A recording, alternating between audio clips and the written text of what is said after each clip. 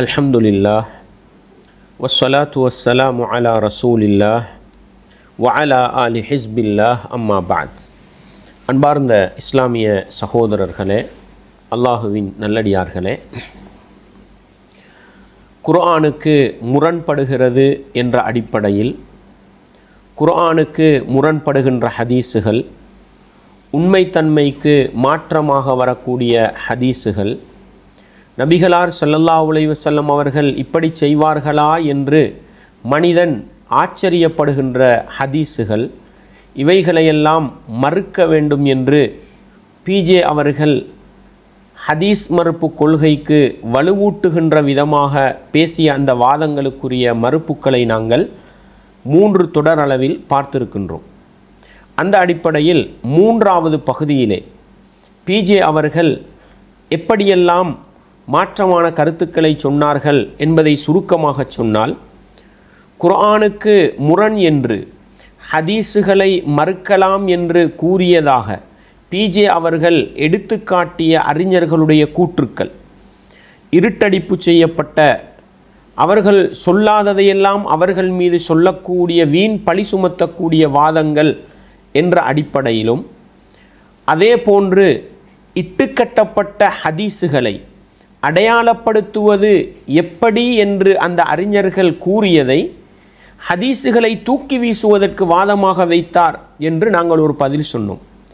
அதே போன்று முஸ்லிம் இமாம் அவர்கள் சிஃபீன் யுத்தத்திலே இப்னு மஸ்ஊத் ரதியல்லாஹு அன்ஹு அவர்கள் வந்ததாக சொன்ன அபூ வாயில் அவர்களுடைய செய்தியை முஸ்லிம் இமாம் அவர்கள் பதிவு செய்திருக்கிறார்கள். அந்த பொய் சொன்ன அபூ வாயில் அவர்களுடைய செய்தியை புகாரி இமாம் அவர்கள் கொண்டு வந்திருக்கிறார்கள் என்று புகாரி இமாம் அவர்கள் மீதும் முஸ்லிம் இமாம் அவர்கள் மீதும் அபூ வாயில் என்று சொல்லப்படுகின்ற நம்பகமான அறிஞர் மீதும் மிகப்பெரிய படுதூரை சொன்னவர் பிஜே.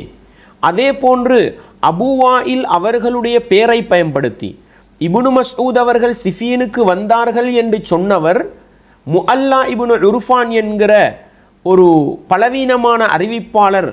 அந்த அறிவிப்பாளரை பிஜே நம்பகமானவர் என்று சொல்லுகிறார் என்ற பிஜே சொல்லுகின்ற பொய்யை நாங்கள் எடுத்து காட்டினோம்.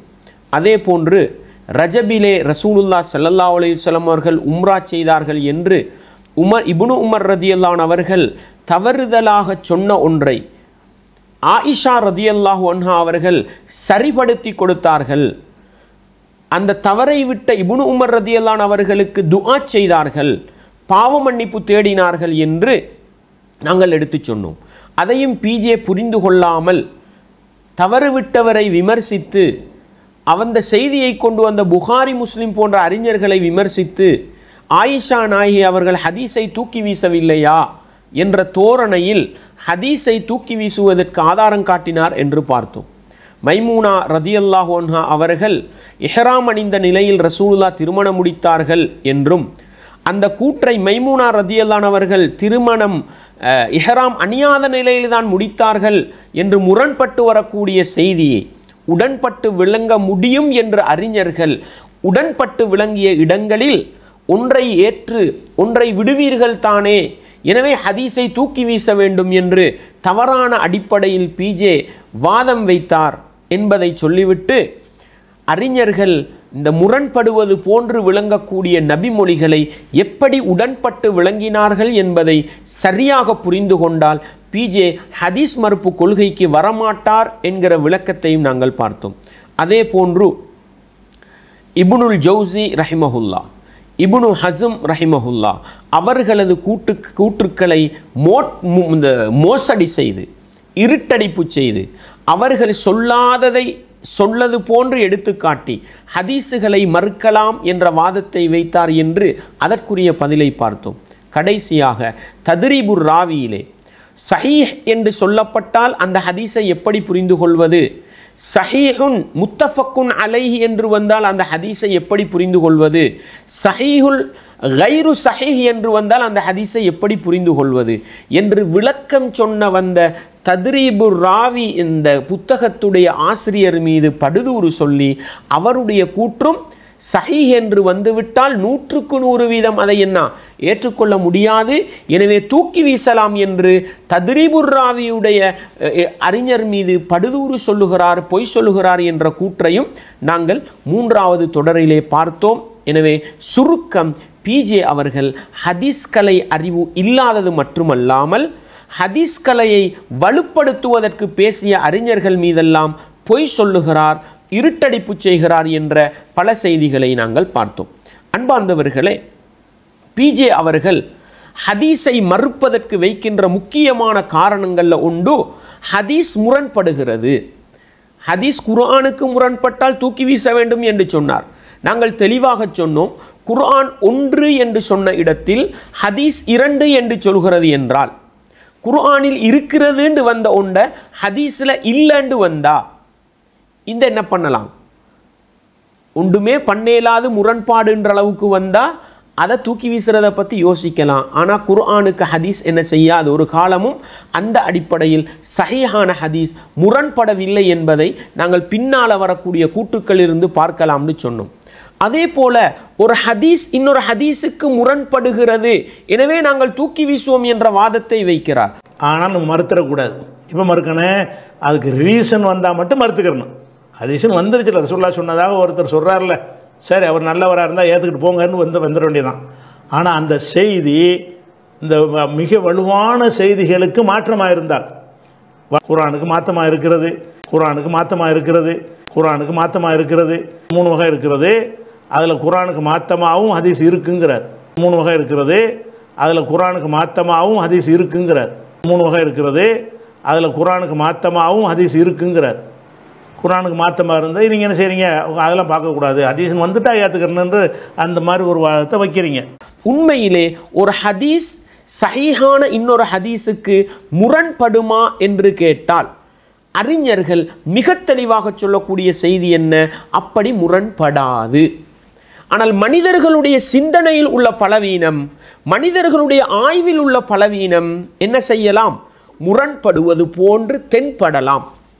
அப்படி தென்பட்டால் ஒரு ஹதீஸை எடுத்துக்கொண்டு இன்னொரு ஹதீஸை தூக்கி வீசுவதல்ல, அதை உடன்பட்டு விளங்குவதற்கு இஸ்லாமிய அறிஞர்கள் பல அடிப்படைகளை வைத்திருக்கிறார்கள் என்பதை நாங்கள் தெளிவாக புரிந்து கொள்ள வேண்டும். அந்த அடிப்படையில் இஸ்லாமிய வரலாற்றில் 1400 வருட காலப்பகுதியில் வந்த அறிஞர்கள் ஹதீஸுகள் முரண்படுமா என்ற அந்த பகுதியை எப்படி பேசினார்கள் என்று நாங்கள் பார்த்தால், இமாம் ஷாஃபிஈ ரஹிமஹுல்லா அவர்கள் இக்திலாஃபுல் ஹதீஸ், ஹதீஸுகள் ஒன்றுடன் ஒன்று முரண்படுமா, குர்ஆனுக்கு முரண்படுமா என்பது பற்றி பேசுகின்ற பொழுது, முரண்படுவது போன்று தென்பட்டால் அதை எப்படி உடன்பட்டு விளங்க வேண்டும் என்பதை பேசுகின்ற பொழுது இமாம் ஷாஃபிஈ ரஹிமஹுல்லா அவர்கள் எப்படி சொல்கிறார்கள், பிஜே அவர்களுக்கு நேரடியாக பதில் சொல்வதை பார்க்கலாம். எப்படி, வஅன்ன கௌல மன் கால, ஒருவர் சொல்கிறார் எப்படி, துஉரது சுன்னத்து அலல் குர்ஆன்,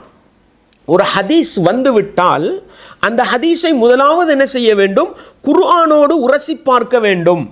ஃபஇன் வாஃபகத் லாஹிருஹு, அந்த குர்ஆனுடைய வெளிப்படைக்கு ஹதீஸ் உடன்பட்டு போகுமாக இருந்தால் அதை நாங்கள் எடுக்க வேண்டும். அப்படி உடன்பட்டு போகவில்லை என்றால் வஇல்லா இஸ்தஅமல்னா லாஹிரல் குர்ஆனி வதரக்னல் ஹதீஸ், நாங்கள் குர்ஆனை எடுத்துக்கொள்வோம், ஹதீஸை விட்டு விடுவோம் என்று யாரெல்லாம் சொல்கிறார்களோ. எப்படி சொல்கிறாங்க இமாம் ஷாஃபிஈ ரஹிமஹுல்லா அவர்கள், குர்ஆனை ஒரு ஹதீஸ் வந்துட்டு அந்த ஹதீஸை முதலாவது என்ன செய்யணும், குர்ஆனோட உரசி பார்க்கணும். அந்த ஹதீஸ் குர்ஆனுடைய வெளிப்படைக்கு நேர்பட்டால் ஹதீஸையும் எடுப்போம், குர்ஆனையும் எடுப்போம். குர்ஆனுக்கு ஹதீஸு முரண்பட்டால் குர்ஆனை எடுப்போம், ஹதீஸை விட்டு விடுவோம், பிஜேட பார்வையில் தூக்கி வீசுவோம் அப்படின்னு யாரெல்லாம் சொல்கிறாங்களோ அவர்கள் அப்படி சொல்வது ஜஹ்லுன், அது மடமைத்தனம். யார் சொல்கிறா, இமாம் ஷாஃபிஈ ரஹிமஹுல்லா. இமாம் ஷாஃபிஈ ரஹிமஹுல்லான்னு சொல்லும் பொழுது சாதாரணமாக நினைக்கக்கூடாது. சிறந்த நூற்றாண்டு காலப்பகுதியிலே ஹதீஸுகள் தொகுக்கப்படுற காலத்துக்கு முன்னாலே என்ன செஞ்சவங்க, இமாம் ஷாஃபிஈ ரஹிமஹுல்லா வந்து ஹதீஸுக்கு சேவை பண்ணியவங்க. என்ன சொல்கிறாங்க, யாராவது ஒருவர் குர்ஆனுக்கு வெளிப்படையில் முரண்படுகிற சஹீஹான ஹதீஸுகளை தூக்கி வீச வேண்டும் என்று சொன்னால் அவர் மடத்தனமான கருத்தை பதிவு செய்கிறார் என்று சொல்லிட்டு இமாம் ஷாஃபி ரஹிமஹுல்லா சொல்றாங்க, ஃபஅபானல்லாஹு லனா, அல்லாஹ் எங்களுக்கு தெளிவுபடுத்தி தந்தது தெரியுமா, அன்ன சுனன ரசூலிஹி, அல்லாஹ்வுடைய தூதரின் வழிமுறைகள், சஹீஹான அந்த சுன்னாக்கள், ஃபர்துன் அலைனா பி அன் நன்தஹிய இலைஹா, அந்த சஹீஹான ஹதீஸுகளை எடுப்பது எங்கள் மீது கடமை என்று அல்லாஹ் சொல்லி தந்து விட்டான். லா அன்ன லனா மஅஹா மினல் அம்ரி ஷைஅன் இல்ல தஸ்லீம லஹா வத்திபாஹா, சுன்னாவுக்கு முன்னால அதை எடுத்து நடப்பதும் அதை ஏற்றுக்கொள்வதும் அதை பின்பற்றுவதையும் தவிர வேறு எதுவும் எங்களுக்கு இல்லை என்று இமாம் ஷாஃபி ரஹிமஹுல்லா அவங்க இஹ்திலாஃபுல் ஹதீஸில் 8வது பாகத்தின் 596வது பக்கத்தில் என்ன செய்கிறாங்க, பிஜேக்கு பதில் கொடுக்குறாங்க. எங்க சிறந்த நூற்றாண்டு கால பகுதியில் வாழ்ந்த இமாம் ஷாஃபி ரஹிமஹுல்லா அவங்க சொல்கிற பதில் அப்படியே பிஜேக்கு சொல்லப்பட்ட பதில் போன்று இருக்கிறது. ஏன் பிஜே என்ன சொல்கிறார், குர்ஆனுடைய வெளிப்படைக்கு ஹதீஸ் முரண்பட்டா தூக்கி வீசணும். இமாம் ஷாஃபி ரஹிமஹுல்லா என்ன சொல்றாங்க, அப்படி சொல்பவர்கள் மடையர்கள். அல்லாஹ் எங்களுக்கு சொல்லி தந்தது என்ன, ரசூலுல்லாஹ்வுடைய சுன்னாக்கள் சஹீஹாக வந்து விட்டால் அதை ஏற்றுக்கொள்ள வேண்டும், அதை பின்பற்றி நடக்க வேண்டும், அதுதான் எங்கள் மீது உள்ள கடமை என்று இமாம் ஷாஃபி ரஹிமஹுல்லா அவர்கள் மிக தெளிவாக சொல்லி காட்டுறாங்க. அபுல் முதஃபர் அஸ்-சம்ஆனி ரஹிமஹுல்லா ஹிஜ்ரி 489 காலப்பகுதியில் வாழ்ந்தவங்க. ஹிஜ்ரி 480 காலப்பகுதியில் வாழ்ந்தவங்க. அவங்க என்ன சொல்றாங்க பாருங்க, அல் ஹபரு ஹுஜ்ஜத்துன் ஃபீ நஃப்ஸிஹி, ஹதீஸ் என்பது அது தன்னளவிலே ஆதாரமான ஒன்றுதான். குர்ஆன் எப்படி தனி ஆதாரமோ அது மாதிரி சுன்னா என்பதும் தனி ஆதாரம். இதா சபத, ஒரு ஹதீஸ் சஹீஹாக வந்து விட்டால் குர்ஆனை போன்று இரண்டாவது ஆதாரம் எது, சஹீஹான ஹதீஸ். வலா யஜிபு அர்துஹு, அதை குர்ஆனோட எடுத்து காட்டி குர்ஆனோட உடன்பட்டா எடுப்போம், குர்ஆனோட எடுத்து காட்டி முரண்பட்டா தூக்கி வீசுவோம்ன்றது என்ன இல்லை. ஹதீஸ் சஹீஹா வந்துட்டால் அதை குர்ஆனோட உரசி பார்க்க தேவையில்ல, அதை கட்டாயம் எடுக்க வேண்டும். வலிஹாதா ஜவ்வஸ்னா தக்ஸீஸ உமூமில் கிதாபி பிஹி, அதனால தான் குர்ஆன்ல ஒன்று பொதுவாக வந்து ஹதீஸில் என்ன வரும், குறிப்பிட்டு வரும். இதை நாங்கள் முரண்பாடாக பார்க்க மாட்டோம். ஹதீஸை கொண்டு குர்ஆனை குறிப்பிட்டு என்ன செய்வோம், நாங்கள் அமுல்படுத்துவோமே அல்லாமல் குர்ஆனுக்கு முரணுன்னு என்ன செய்ய மாட்டோம், ஹதீஸை தூக்கி வீச மாட்டோம் என்று அபுல் முதஃபர் அஸ்-சம்ஆனி ரஹ்மஹுல்லா அவங்க அல் பஹ்ருல் முஹீத் ஃபி உசூலில் ஃபிக்ஹ், சட்டங்களை எப்படி எடுப்பதுன்னு பேசக்கூடிய அடிப்படை சார்ந்த புத்தகங்கள் இருக்குதே, அதில் அல் பஹ்ருல் முஹீத்தில் 6வது பாகத்தில் 264வது பக்கத்தில் இந்த கருத்தை பதிவு செய்கிறாங்க. எனவே அவரோட கூற்றும் என்ன, சஹீஹான ஹதீஸை குர்ஆனில் வச்சு பார்க்க வேண்டிய அவசியமே இல்லை. சஹீஹான ஹதீஸ்ன்னு வந்துட்டா குர்ஆன் எப்படி தனி ஆதாரமோ அது மாதிரி சஹீஹான ஹதீஸும் ஆதாரம். பிஜே என்ன சொல்றாரு, யாருமே சொல்லாத ஒரு கருத்து தான், என வழிகேடர்களை தவிர முஅ்தஸிலாக்கள், ஹவாரிஜிகள், ஷீஆக்கள், ஜஹமியாக்கள் போன்ற வழிகேடர்களை தவிர இஸ்லாமிய வரலாற்றில் யாரும் என்ன செய்யவில்லை, சஹீஹான ஹதீஸா வந்துட்டா குர்ஆனோட உரசி பார்த்து தான் எடுக்க வேண்டும் என்று யாரும் சொல்லவில்லை என்பதை பார்க்கலாம். அதே போன்றுதான் இப்னுல் கையிம் ரஹிமஹுல்லா, இப்னுல் கையிம் ரஹிமஹுல்லா அவங்க என்ன சொல்றாங்க பாருங்க, குர்ஆனுக்கு முரண் என்று ஹதீஸை தட்டுகின்ற மனிதர்களுக்கு அவர் சொல்லக்கூடிய அறிவுரையை பாருங்க. வலவ் சாக ரத்து சுனனி ரசூலில்லாஹி ஸல்லல்லாஹு அலைஹி வஸல்லம் லிமா ஃபஹிமஹுர் ரஜுலு மின் பாஹிரில் கிதாபி, என்ன தெரியுமா சொல்றாங்க, ஒரு மனிதன் குர்ஆனுடைய வெளிப்படைக்கு முரணாக இருக்கிறதுன்னு விளங்கி ஹதீஸுகளை தட்ட முடியும் என்று சொன்னால், எப்படி சொல்றாங்க, குர்ஆனுடைய வெளிப்படைக்கு முரணாக இருக்கிறது என்று சொல்லி சஹீஹான ஹதீஸுகளை தூக்கி வீசலாம் பிஜேட பாணியில். அப்படி யாராவது சொல்வாராக இருந்தால்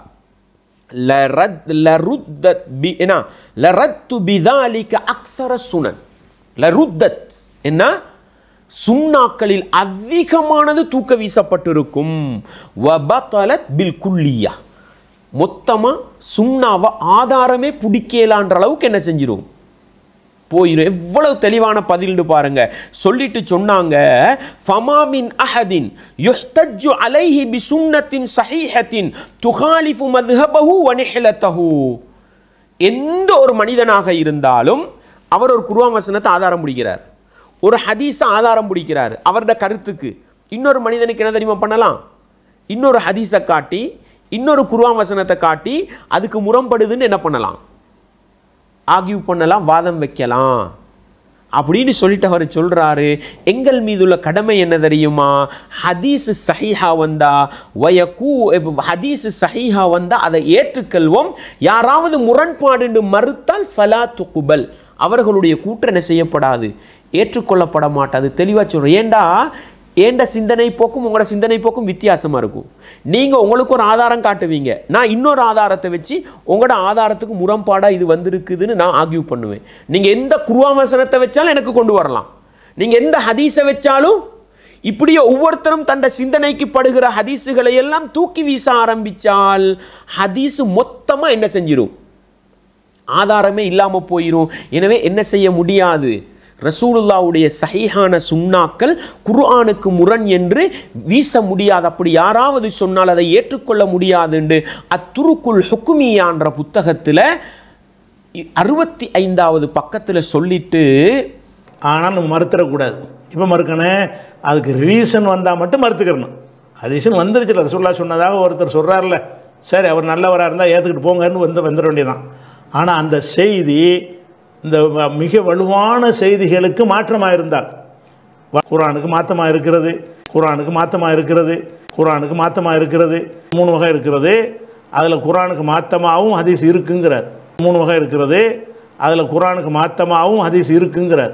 3 வகை இருக்கிறது, அதில் குர்ஆனுக்கு மாற்றமாகவும் ஹதீஸ் இருக்குங்கிறார். குர்ஆனுக்கு மாற்றமாக இருந்தால் நீங்கள் என்ன செய்கிறீங்க? அதெல்லாம் பார்க்கக்கூடாது, ஹதீஸ் வந்துட்டா ஏற்றுக்கிறேன்னு அந்த மாதிரி ஒரு வாதத்தை வைக்கிறீங்க. அந்த அத்துருக்குல் ஹுக்குமியாவை பிஜேயும் சரி, ஹதீஸ் மறுப்பு கொள்கையில் ஈடுபடுகிற ஒவ்வொரு மனிதனும் கட்டாயம் வாசிக்கணும்.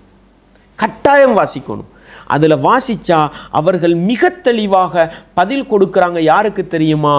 பிஜேயை போன்று ஹதீஸ் மறுப்பில் ஈடுபட்ட ஹவாரிஜிகள், முஅ்தஸிலாக்கள், ஷீஆக்கள், ஜஹமியாக்களுக்கு தெளிவாக பதில் கொடுக்குறாங்க. ஒரு சில வாசகங்களை மட்டும் நான் வாசித்து காட்டுறேன் பாருங்க, எவ்வளவு தெளிவாக சொல்கிறாங்க. இப்னுல் கையிம் ரஹிமஹுல்லாஹ் பிஜேக்கு சொன்ன மாதிரி இருக்கும். எப்படி வாதங்கள் கொண்டு வராங்கன்னு பாருங்க. அத்துருக்குல் ஹுக்மியால அவங்க சொல்கிறாங்க, யாரெல்லாம் குர்ஆனுக்கு முரண் என்ற ஹதீஸுகளை மறுக்கிறார்களோ அவர்களுடைய வாதங்கள் எப்படி? குர்ஆனுக்கு முரண் என்று யாரெல்லாம் மறுக்கிறார்களோ ஃபலா துகுபல், அவர்களுடைய கூற்று ஏற்றுக்கொள்ளப்பட மாட்டாது. எப்படி சொல்றாங்க? இன்னஹா ஹிலாஃபு கிதாபில்லா, இந்த ஹதீஸுகள் குர்ஆனுக்கு முரணாக வருது, எனவே ஃபலா துகுபல், ஏற்றுக்கொள்ள ஏலாண்டு யாராவது சொன்னா அவர்களுக்கு நாங்கள் என்ன தெரியுமா சொல்லுவோம்? வகது பையனல் அஇம்மத்து, அறிஞர்கள் மிக தெளிவாக விளங்கப்படுத்தி இருக்கிறாங்க. கஷாஃபிஈ வ அஹ்மத் வ அபி உபைத், இமாம் ஷாஃபிஈ மாதிரி, அஹ்மத் இப்னு ஹம்பல் இமாம் மாதிரி ஹதீஸ் கலையிலே உருண்டு புரண்டவர்கள், பிஜே சொல்லுவாரே ஹதீஸ் கலையில் தேர்ச்சி பெற்றவர்கள் என்று, அந்த அறிஞர்கள் எப்படி பதில் கொடுக்குறாங்க தெரியுமா? அன்ன கிதாப் அல்லாஹி, யாருக்கு இந்த பதில்?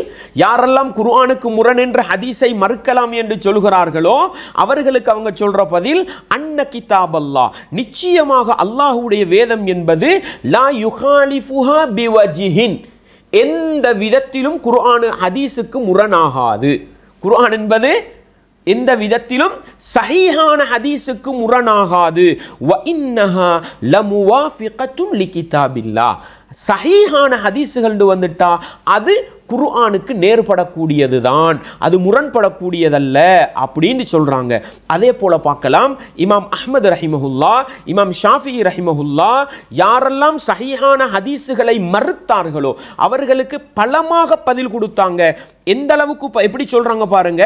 அலாமன் ரத்த அஹாதீஸ ரசூலில்லாஹ் லிஸமிஹி அன்னஹா துகாலிஃபு ஸாஹிரல் குர்ஆன், யாரெல்லாம் இன்ன ஹதீஸுகள் குர்ஆனுடைய வெளிப்படைக்கு மாற்றமாக வந்திருக்கிறது என்று சொன்னார்களோ அவர்களுக்கு அஹ்மத் இமாம் அவர்களும் ஷாஃபி இமாம் அவர்களும் தெளிவாக பதில் கொடுத்தார்கள். எந்த அளவுக்கு கொடுத்தாங்க தெரியுமா? அஹ்மத் இமாம் அவர்களுக்கு தனி ஒரு புத்தகம் இருக்கிறது, கிதாபு தாஅத்தி ரசூலில்லா, அல்லாஹ்வுடைய தூதருக்கு கட்டுப்படுவது எப்படி அப்படின்றது சம்பந்தமாக தனி ஒரு புத்தகம் போட்டு யாருக்கு பதில் கொடுத்துருக்கிறா? சஹீஹான ஹதீஸுகள் குர்ஆனுக்கு முரண்டு மறுக்கலாம்ன்றவங்களுக்கு பதில் கொடுத்துருக்குறாங்கன்னு சொல்லிட்டு கொண்டு வராங்க இப்னு கையிம் ரஹிமஹுல்லாஹ். வல்லதி யஜிபு அலா குல்லி முஸ்லிம், ஒவ்வொரு முஸ்லிம் மீதுள்ள கடமை என்ன தெரியுமா? அன்னஹு லைஸ ஃபீ சுனனி ரசூலில்லாஹ் அஸ்ஸஹீஹா, ஆதாரபூர்வமான நம்பகமான அறிவிப்பாளர் தொடரோடு வந்த ரசூலுல்லாஹ்வுடைய சுன்னாக்களில் சுன்னா வாஹிதா, ஒரு நபிமொழி, ஒரு சுன்னா கூட துஹாலிஃபு கிதாபல்லாஹ், அல்லாஹ்வுடைய வேதத்துக்கு முரண்படும் என்று சொல்லக்கூடாது. என்ன சொல்லக்கூடாது? சஹீஹான ஒரு ஹதீஸும் குர்ஆனுக்கு முரண்படும் என்று சொல்லக்கூடாது.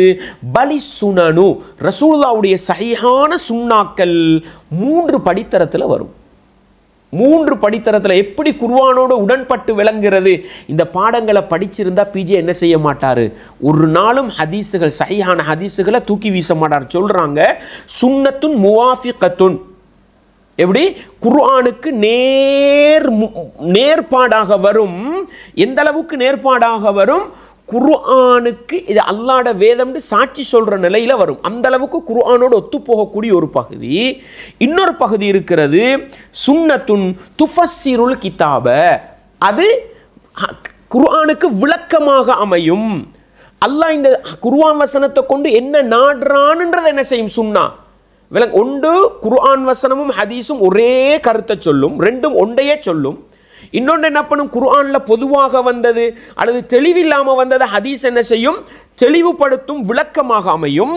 சுன்னத்துன் முத்ததம்மினத்துன் லிஹுக்மின், குர்ஆன்ல வந்திருக்கும் ஒரு சட்டம் ஹதீஸில் வந்திருக்கும் இன்னொரு புதிய சட்டமே அல்லாமல் குர்ஆனுக்கு முரணாக வந்தது அல்லன்னு அழகாக சொல்லிட்டு சொல்றாங்க. வலா யஜூசு ரத்து வாஹிதத்தின் மின் ஹாதிஹில் அக்ஸாமி ஸலாஸ், இந்த 3 வகைகளையும் ஏற்றுக்கொள்வது கட்டாயமே அல்லாமல் மறுக்க கூடாது. வலைசலி சுன்னதி மஅ கிதாபில்லாஹி மன்சிலத்துன் ராபிஆ, குர்ஆனோட ஹதீஸை வச்சு பார்க்குற நேரம் 4வது ஒரு அடிப்படை உண்டு. இல்லை என்ன 4வது அடிப்படை ஒன்று வரணும், என்ன வரணும்? குர்ஆனுக்கு முரண் வரணும். அப்படி ஒரு அடிப்படை இல்லைன்னு யார் மறுக்கிறா? இமாம் இப்னுல் கையிம் ரஹிமஹுல்லாஹ் அவர்கள் அத்துருக்குல் ஹுக்மியால கொணந்துட்டு இன்னும் பல கருத்துக்களை பதிவு செஞ்சுட்டு அவங்க சொல்றாங்க, குர்ஆனுக்கு முரண் என்று ஹதீஸுகளை மறுத்தவர்கள் யார் தெரியுமா? ஹத்தா இன்ன ராஃபிதாக்கள் இருக்கிறாங்க. அவர்கள் என்ன செய்தார்கள்? சஹீஹான ஹதீஸுகளை எல்லாம் எடுத்து குர்ஆனுக்கு முரண் என்று என்ன செய்தார்கள்? மறுத்தார்கள். அதே போன்று ஹவாரிஜிகள், மறுமை நாளையிலே பாவம் செய்தவர்களுக்கு ரசூலுல்லாஹுடைய பரிந்துரை இருக்கிறது. அதே போன்று பெரும் பாவம் செய்தவர்கள் ஒரு கட்டத்தில் என்ன செய்வார்கள்? சுவர்க்கத்துக்கு, நரகத்திலிருந்து வெளியேற்றப்படுவார்கள் என்று வரக்கூடிய இது போன்ற செய்திகளை எல்லாம் குர்ஆனுடைய வெளிப்படைக்கு முரண் என்று ஹவாரிஜிகள் மறுத்தார்கள். ஜஹமியாக்கள் அல்லாஹ்வை மறுமையில் பார்க்க இயலாது, அல்லாஹ்வுடைய பண்பு சம்பந்தப்பட்டு வரக்கூடிய செய்திகள் இதையெல்லாம் என்ன செய்தார்கள்? மறுத்தார்கள். அதே போன்று கதரியாக்கள் ஹதீஸுகளை மறுத்தார்கள். இப்படி வடிகட்ட கூட்டங்கள் ஒவ்வொன்றும் என்ன செய்தார்கள் தெரியுமா? சஹீஹான ஹதீஸுகளை எல்லாம் கஷ்டப்பட்டு என்ன செய்தார்கள்? குர்ஆனுக்கு முரண் என்று மறுத்தார்கள் என்று மிக அழகான, மிக தெளிவான ஒரு விளக்கத்தை கொடுக்கிறார்கள். அத்துருக்குல் ஹுக்மியா பிஜே அவர்களுக்கும் அவர்களை போன்று குர்ஆனுக்கு முரண் என்று ஹதீஸை மறுக்கலாம் என்று யாரெல்லாம் சொல்லுகின்றார்களோ அவர்கள் அனைவருக்கும் நான் சொல்லக்கூடிய பணிவான ஒரு வேண்டுகோள் என்ன தெரியுமா?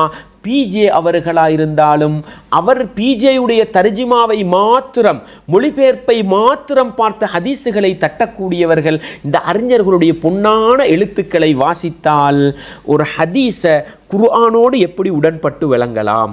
குர்ஆன் ஒரு சஹீஹான ஹதீஸ் இன்னொரு சஹீஹான ஹதீஸுக்கு முரண்படுவது போன்று எங்களுக்கு தென்பட்டால் அதை எப்படி உடன்பட்டு விளங்கலாம் என்கிற ஆழமான பாடத்தை பெற்று வழிகட்டு போகாமல் இருப்பதற்கு அது காரணமாக இருக்கும் என்பதை நானும் நீங்களும் ஒருபோதும் மறந்து விடக்கூடாது. அடுத்தது இன்னொரு விஷயம் என்ன தெரியுமா? பிஜே அவர்கள் என்ன நினைக்கிறார்கள்? இன்றைக்கு நாங்கள் தான் அறிவாளின்னு நினைக்கிறார்.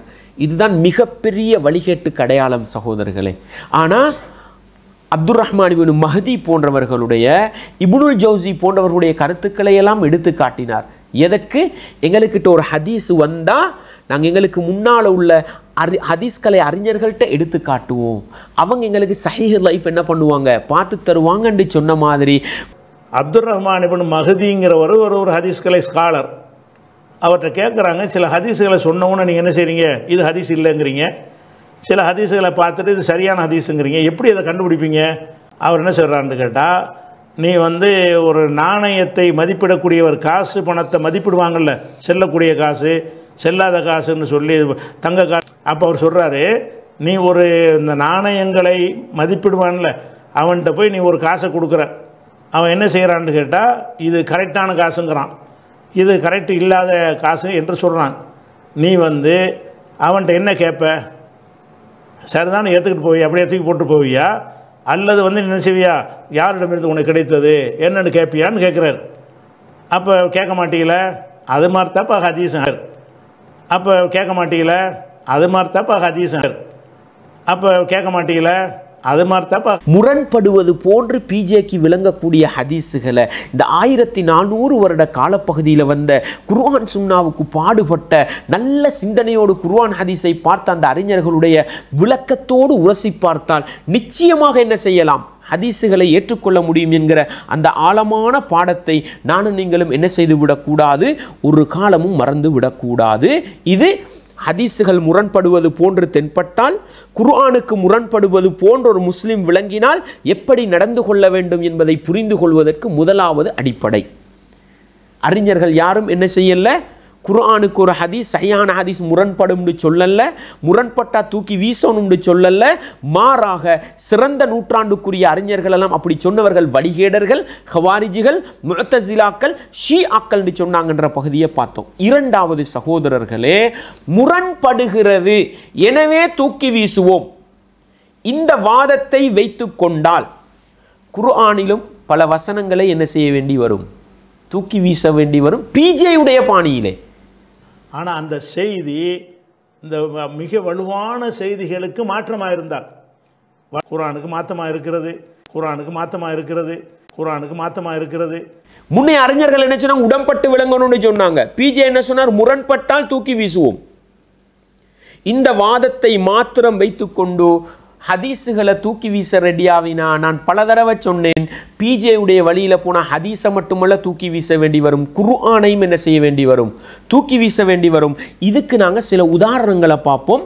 எப்படி இந்த 1400 வருட காலப்பகுதியில் வந்த அறிஞர்கள் உடன்பட்டு விளங்கினாங்க, எப்படி எந்த அளவுக்கு அறிஞர்கள் சொல்லுவாங்கன்னு சொன்னால், ஒரு ஹதீஸ் குர்ஆனுக்கு முரண்படுற மாதிரி விளங்குது, நல்லா விளங்கிக்கங்க, முரண்படாது, ஆனால் எங்களோட பலவீனம், எங்களோட சிந்தனையில் உள்ள குறைபாடு முரண்படுற மாதிரி விளங்கும். ஒரு சஹீஹான ஹதீஸ் இன்னொரு சஹீஹான ஹதீஸோட மோதுற மாதிரி விளங்கும். விளங்கினா ஒரு முஸ்லிம் என்ன செய்ய வேண்டும் தெரியுமா, முதலாவது இரண்டையும் உடன்பட்டு விளங்க முயற்சி செய்ய வேண்டும். அதற்காக இஸ்லாமிய சட்டக்கலையில் உருவாக்கப்பட்டதுதான் நாசிஹ் மன்சூஹ் என்ற பாடம். நாசிஹ் மன்சூஹை ஏற்றுக்கொள்ளவில்லை என்றால் குர்ஆனிலும் பல வசனங்களை தூக்கி வீச வேண்டி வரும், ஹதீஸுகளிலும் பல வசனங்களை தூக்கி வீச வேண்டி வரும். எனவே ஒரு குர்ஆன் வசனத்துக்கு ஒரு ஹதீஸ் முரண்படுற மாதிரி விளங்கின ஒரு முஃமின் முதலாவது என்ன தெரியுமா செய்யணும், இந்த ரெண்டில் எது முன்னுக்குன்னு பார்க்கணும், எது முதலாவது வந்ததுன்னு பார்க்கணும். அதை மன்சூஹாக்கி பின்னால் வந்ததை என்ன செய்வோம், நாங்கள் நாசிஹ்ன்ற சட்டத்தில் வச்சு இரண்டாவது வந்தத்தை அமுல்படுத்துகிற சட்டம்னு கொடுப்போம். விளங்கிச்சா உங்களுக்கு? இது நாசிஹ் மன்சூக். பிஜே தூக்கி வீசுற மாதிரி வீசுங்கண்டா எல்லாத்தையும் தூக்கி வீசுங்கன்னு சொல்லணும். நாசிஹ் மன்சூக் கொண்டு இல்லை தூக்கி வீசுங்கண்டணும். விளங்குதா உங்களுக்கு? அது நாசிஹ் மன்சூக் கொண்டு விளங்குறதுக்கு எந்த முகாந்திரமும் இல்லைன்னு வந்தா இரண்டையும் ஜெம் செய்து பார்க்க வேண்டும். முடிஞ்சா ரெண்டையும் உடன்படுத்தி ரெண்டையும் அமுல்படுத்துவோம். இல்லைன்னு சொன்னால் ஒன்றை அமுல்படுத்தி இன்னொன்றுக்கு விளக்கம் சொல்லுவோம். அதுவும் முடியாதுன்னு சொன்னால் மௌனம் காப்போம்ன்றது தான் அடிப்படை. பாருங்க, அறிஞர்கள் எவ்வளவு அழகாக சொல்கிறாங்க. இந்த கலையை கட்டாயம் பிஜே என்ன செய்யணும், ஆரம்பத்திலிருந்து படிக்க வேண்டும்ன்ற பாடத்தை மறக்கப்படாது. தத்ரீபுர் ராவி பிஜே அவர் காட்டக்கூடிய புத்தகம் தான். எதுக்கு காட்டினாரு? ஹதீஸ் சஹீஹ் என்று சொன்னால் 100% நம்ப முடியாதுன்னு சொல்லி போய் சொன்னாரே. ஒரு ஹதீஸு சரின்னு சொன்னால் அதுக்கு என்ன அர்த்தம்னு கேட்டால், லா அன்னஹு மக்தூம்பி பி நஃப்ஸில் அம்ரி, அது 100% சரி என்றதுக்கு அர்த்தம் கிடையாது. ஹதீஸ் சரின்னு சொன்னால் சரியாக இருக்கலாம் என்று தான் நீங்கள் எடுத்துக்கொண்டமே தவிர சரிதான் என்று எடுக்கக்கூடாது. 100% கிடையாதுன்னு சொல்லி என்ன சொல்கிறா, தத்ரீபு ராவியில் அவர் எடுத்து காட்டுறாரு. அந்த தத்ரீபு ராவியில் 36வது பாடத்தை பாருங்க. 36வது பாடம் 2வது பாகத்தின் 651வது பக்கம் எவ்வளவு அழகா சொல்றாங்க பாருங்க. ஒரு ஹதீஸ் இன்னொரு ஹதீஸோடு முரண்படுவது போன்று விளங்கினால் அதற்குரிய சட்டம் என்ன என்று அறிகிற பாடம். எத்தனாவது பாடம்? 36வது பாடம் போட்டுட்டு சொல்றாங்க, ஹாதா ஃபன்னுன் மின் அஹம்மில் அன்வாஇ. ஹதீஸ் கலையில் ஒரு ஹதீஸ் இன்னொரு ஹதீஸோட முரண்படுற மாதிரி விளங்கினா அதை எப்படி உடன்பட்டு பார்க்குறன்ற இந்த கலை இருக்கிறது, இது மிக முக்கியமான ஒரு கலை. இது யாருக்கு தேவைப்படும் தெரியுமா?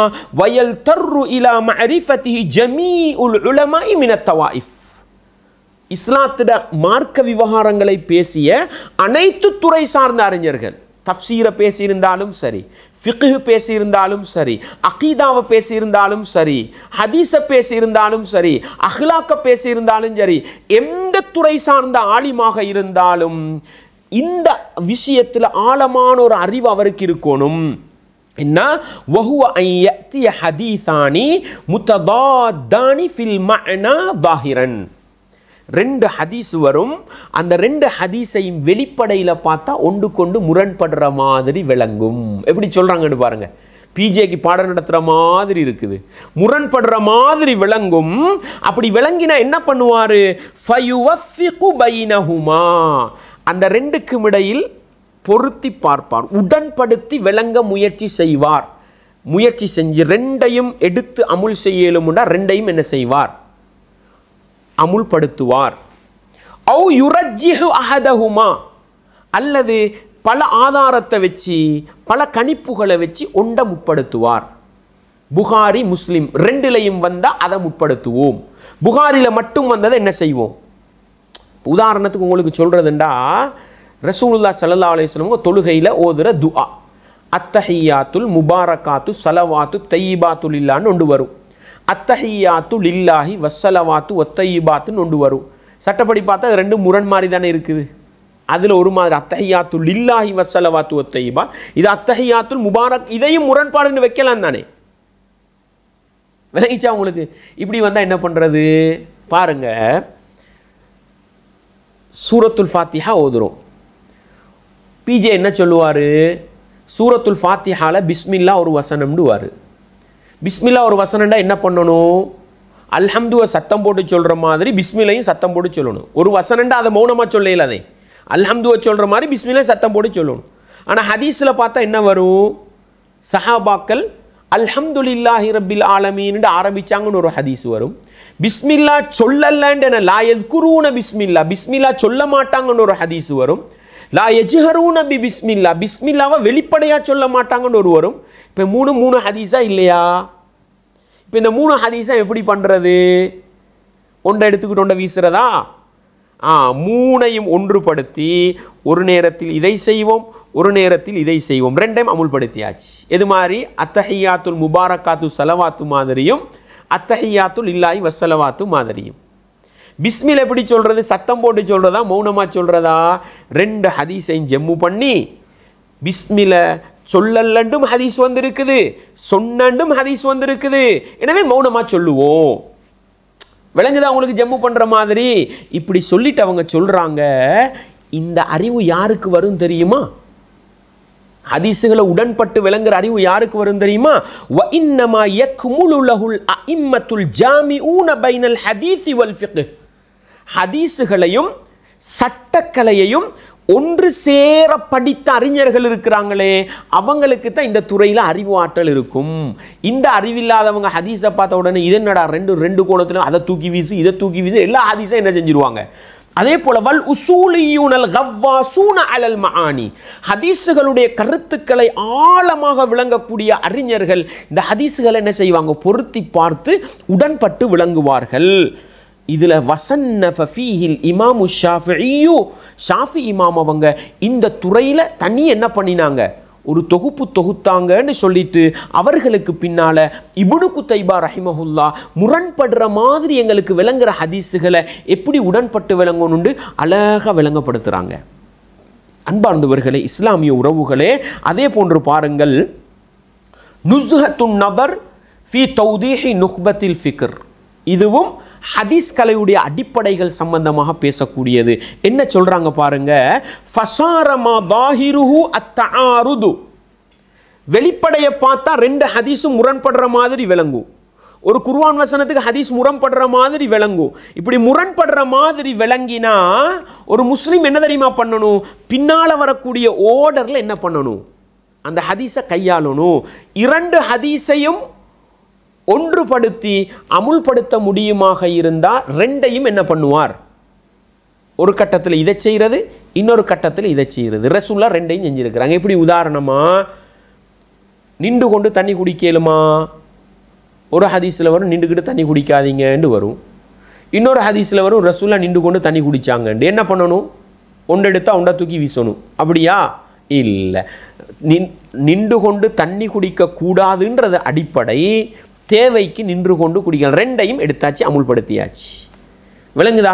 சிறுநீர் அமர்ந்து கொண்டு கழியுங்கள், ஆனால் ரசூலுல்லாஹ் நின்று கொண்டு சிறுநீர் கழிச்சார்கள்னு வரும். எப்படி விளங்குவோம், அமர்ந்து கழிக்கிற இடத்துல அமர்ந்து கழிக்கணும், அமர்ந்து கழிக்க முடியாத இடத்துல நின்று கொண்டு கழிக்கலாம். ரெண்டையும் அமுல்படுத்தியாச்சு. இதுக்கு ஏகப்பட்ட உதாரணங்களை காட்டலாம். ரெண்டையும் சேர்த்து விளங்க முடியாது என்று சொன்னால் என்ன பண்ணுவோம், வரலாற்று ரீதியில் இது முதன்மையில் இருந்த சட்டம், இந்த ஹதீஸ் பின்னால் வந்து அந்த சட்டத்தை மாற்றிச்சுதுண்டு நாசிஹு மன்சூஹு பாக்கேலுண்டு விளங்கினா நாசிஹுடைய சட்டத்தை எடுப்போம், மன்சூஹை என்ன செஞ்சிருவோம், இது தூக்கி வீசுறதல்ல, இதுதான் நாகரிகமான முறை. அதுவும் செய்ய இயலாதுன்னு சொன்னால் மூணாவது கட்டம் என்ன பண்ணுவோம், ஃபத்தர்ஜீஹு இன் தஅய்யன. ஹதீஸை நல்லா ஆய்வு பண்ணி பார்க்குற நேரம் இந்த செய்தி புகாரி முஸ்லீம் ரெண்டுலேயும் வந்திருக்குது. இது முஸ்லீமில் மட்டும் வந்திருக்குதுன்னா எதை முற்படுத்துவோம், புகாரி முஸ்லீம் ரெண்டுலேயும் வந்ததை முற்படுத்திட்டு முஸ்லீமில் வந்ததை என்ன செய்வோம், வெப்பம், தூக்கி வீசுகிற சஹீஹு தான். விளங்குதா உங்களுக்கு? அதே போல் புகாரி முஸ்லீம் ரெண்டுலேயும் வந்திருக்குது, முரண்பட்டு வர்றது மாதிரி விளங்குற செய்தி அபூதாவுது திருமிதியில் வருது, எதை முற்படுத்துவோம்? விளங்குதா உங்களுக்கு? இப்படி பண்ணி பார்ப்போம். இதுவும் வரலன்னு சொன்னால் நாங்கள் மௌனம் காப்போம். என்ன செய்வோம், ரெண்டு ஹதீஸை பற்றியும் ரெண்டும் சஹீஹான ஹதீஸு, எங்களுக்கு ரெண்டையும் அமுல்படுத்த இல்லாத நிலையொண்டு இருக்குதுன்னு சொல்லிட்டு நுஸ்ஹத்துன் நதரில் அழகா ருஹைலி இமாம் விளங்கப்படுத்துகிறாங்க. 97வது பக்கத்தில் எப்படி விளங்கப்படுத்துகிறாங்கன்னு பாருங்க. ரெண்டு ஹதீஸையும் அமுல்படுத்த இல்லாத அளவுக்கு ஒரு நிலைமை இருக்கும்னு சொன்னால் தூக்கி வீசுங்கோன்னு சொல்ல மாட்டோம்.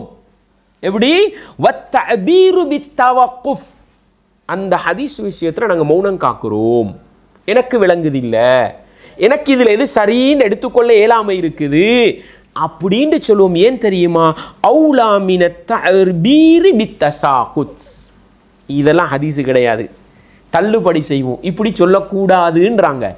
ஏன் தெரியுமா, லிஅன்ன ஹஃபாஅ தர்ஜீஹி அஹதிஹிமா அலல் ஆகர், ஒரு ஹதீஸை விட இன்னொரு ஹதீஸ் பலமா வந்திருக்குதுன்னு விளங்குறது இருக்குதே, இன்னமா ஹுவ பின்னிஸ்பத்தி லில் முஅ்தபிரி ஃபில் ஹாலத்திர் ராஹினா, இன்றைக்கு ஆய்வு செய்கிற எனக்கு விளங்கி கொள்ளலாம் இருக்கு, நாளைக்கு வாரவர் என்னையை விட நல்லா விளங்குவார், அவர் அந்த ஹதீஸை ஜம்மு பண்ணி விளங்கி ஒரு சட்டத்தை எடுத்துடுவார்.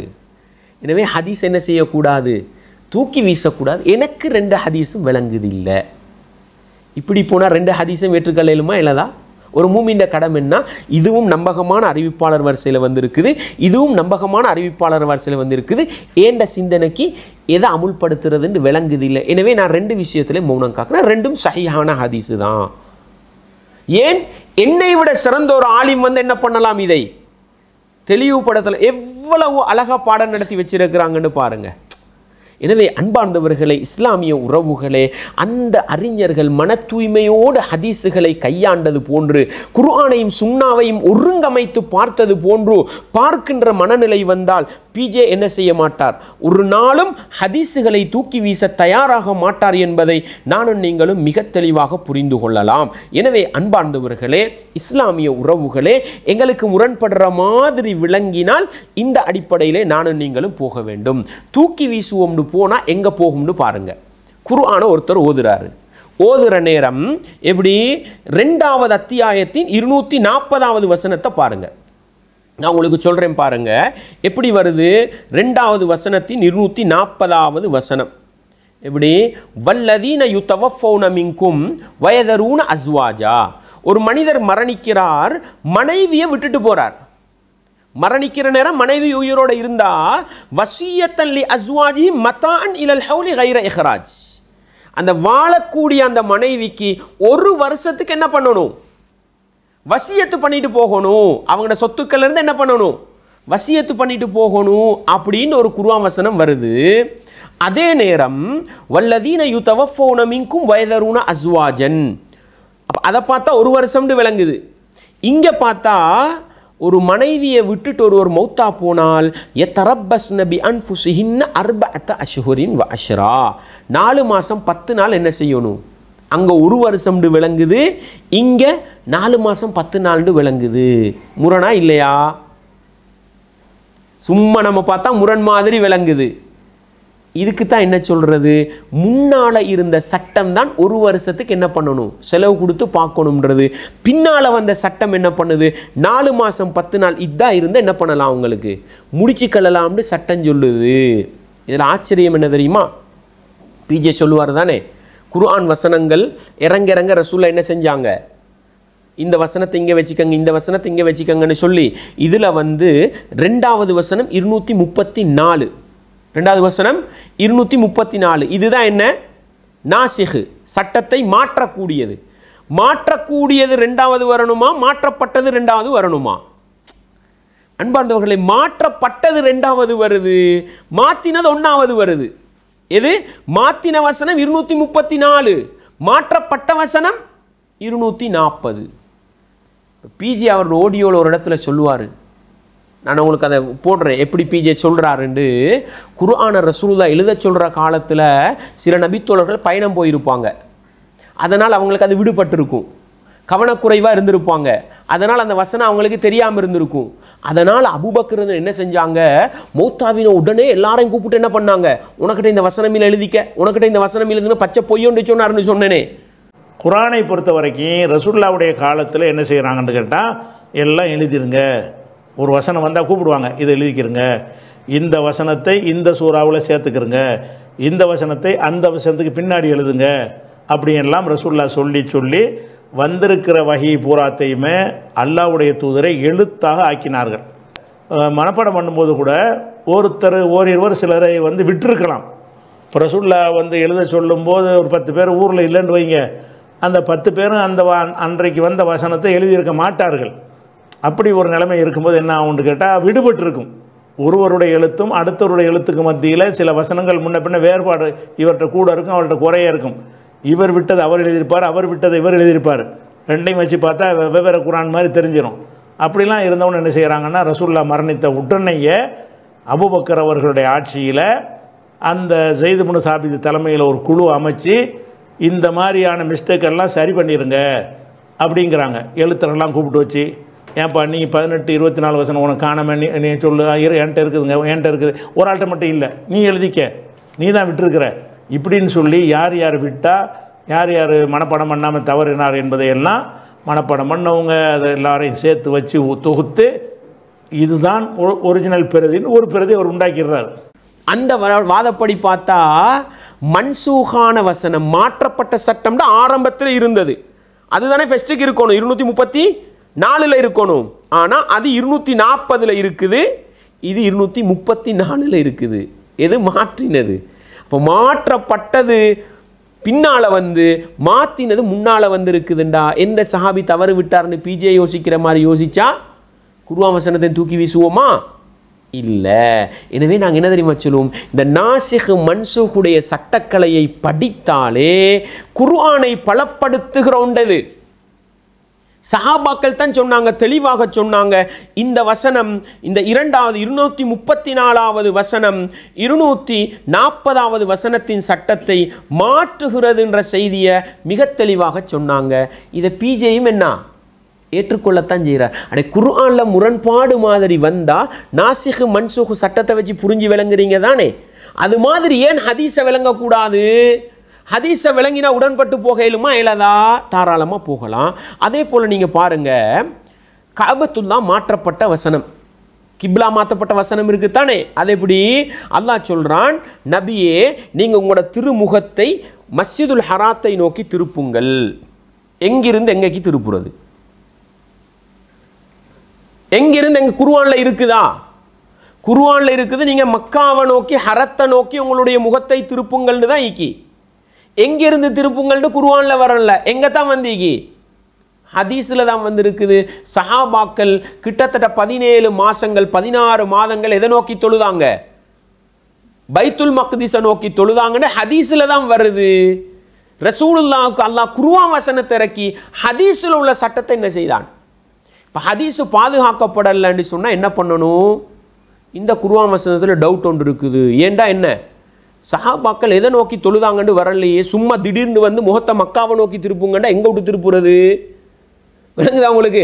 அதுலேயும் பாருங்க, நபித்தோழர்கள் தெளிவாக சொல்லுவாங்க, குபா பள்ளியில் பைத்துல் மக்திஸை நோக்கி தொழுது கொண்டிருக்கும் பொழுது ஒரு அறிவிப்பாளர் வந்து என்ன செய்வார்?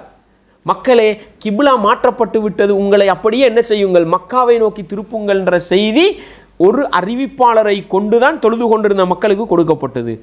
உடனே என்ன செய்தார்கள் அந்த நபித்தோழர்கள்? ஒரு அறிவிப்பாளர் செய்தி எடுத்து சட்டத்தை மாற்றினாங்க. பிஜே என்ன பண்ணுறாரு? பலமான அறிவிப்புக்கு முரணாக குர்ஆன் வந்தால் எடுக்கப்படான்றார். அப்போ சஹாபாக்கள் என்ன சொல்லியிருக்கணும்?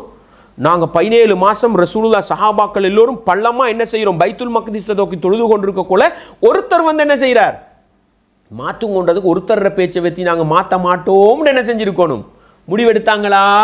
இல்லை.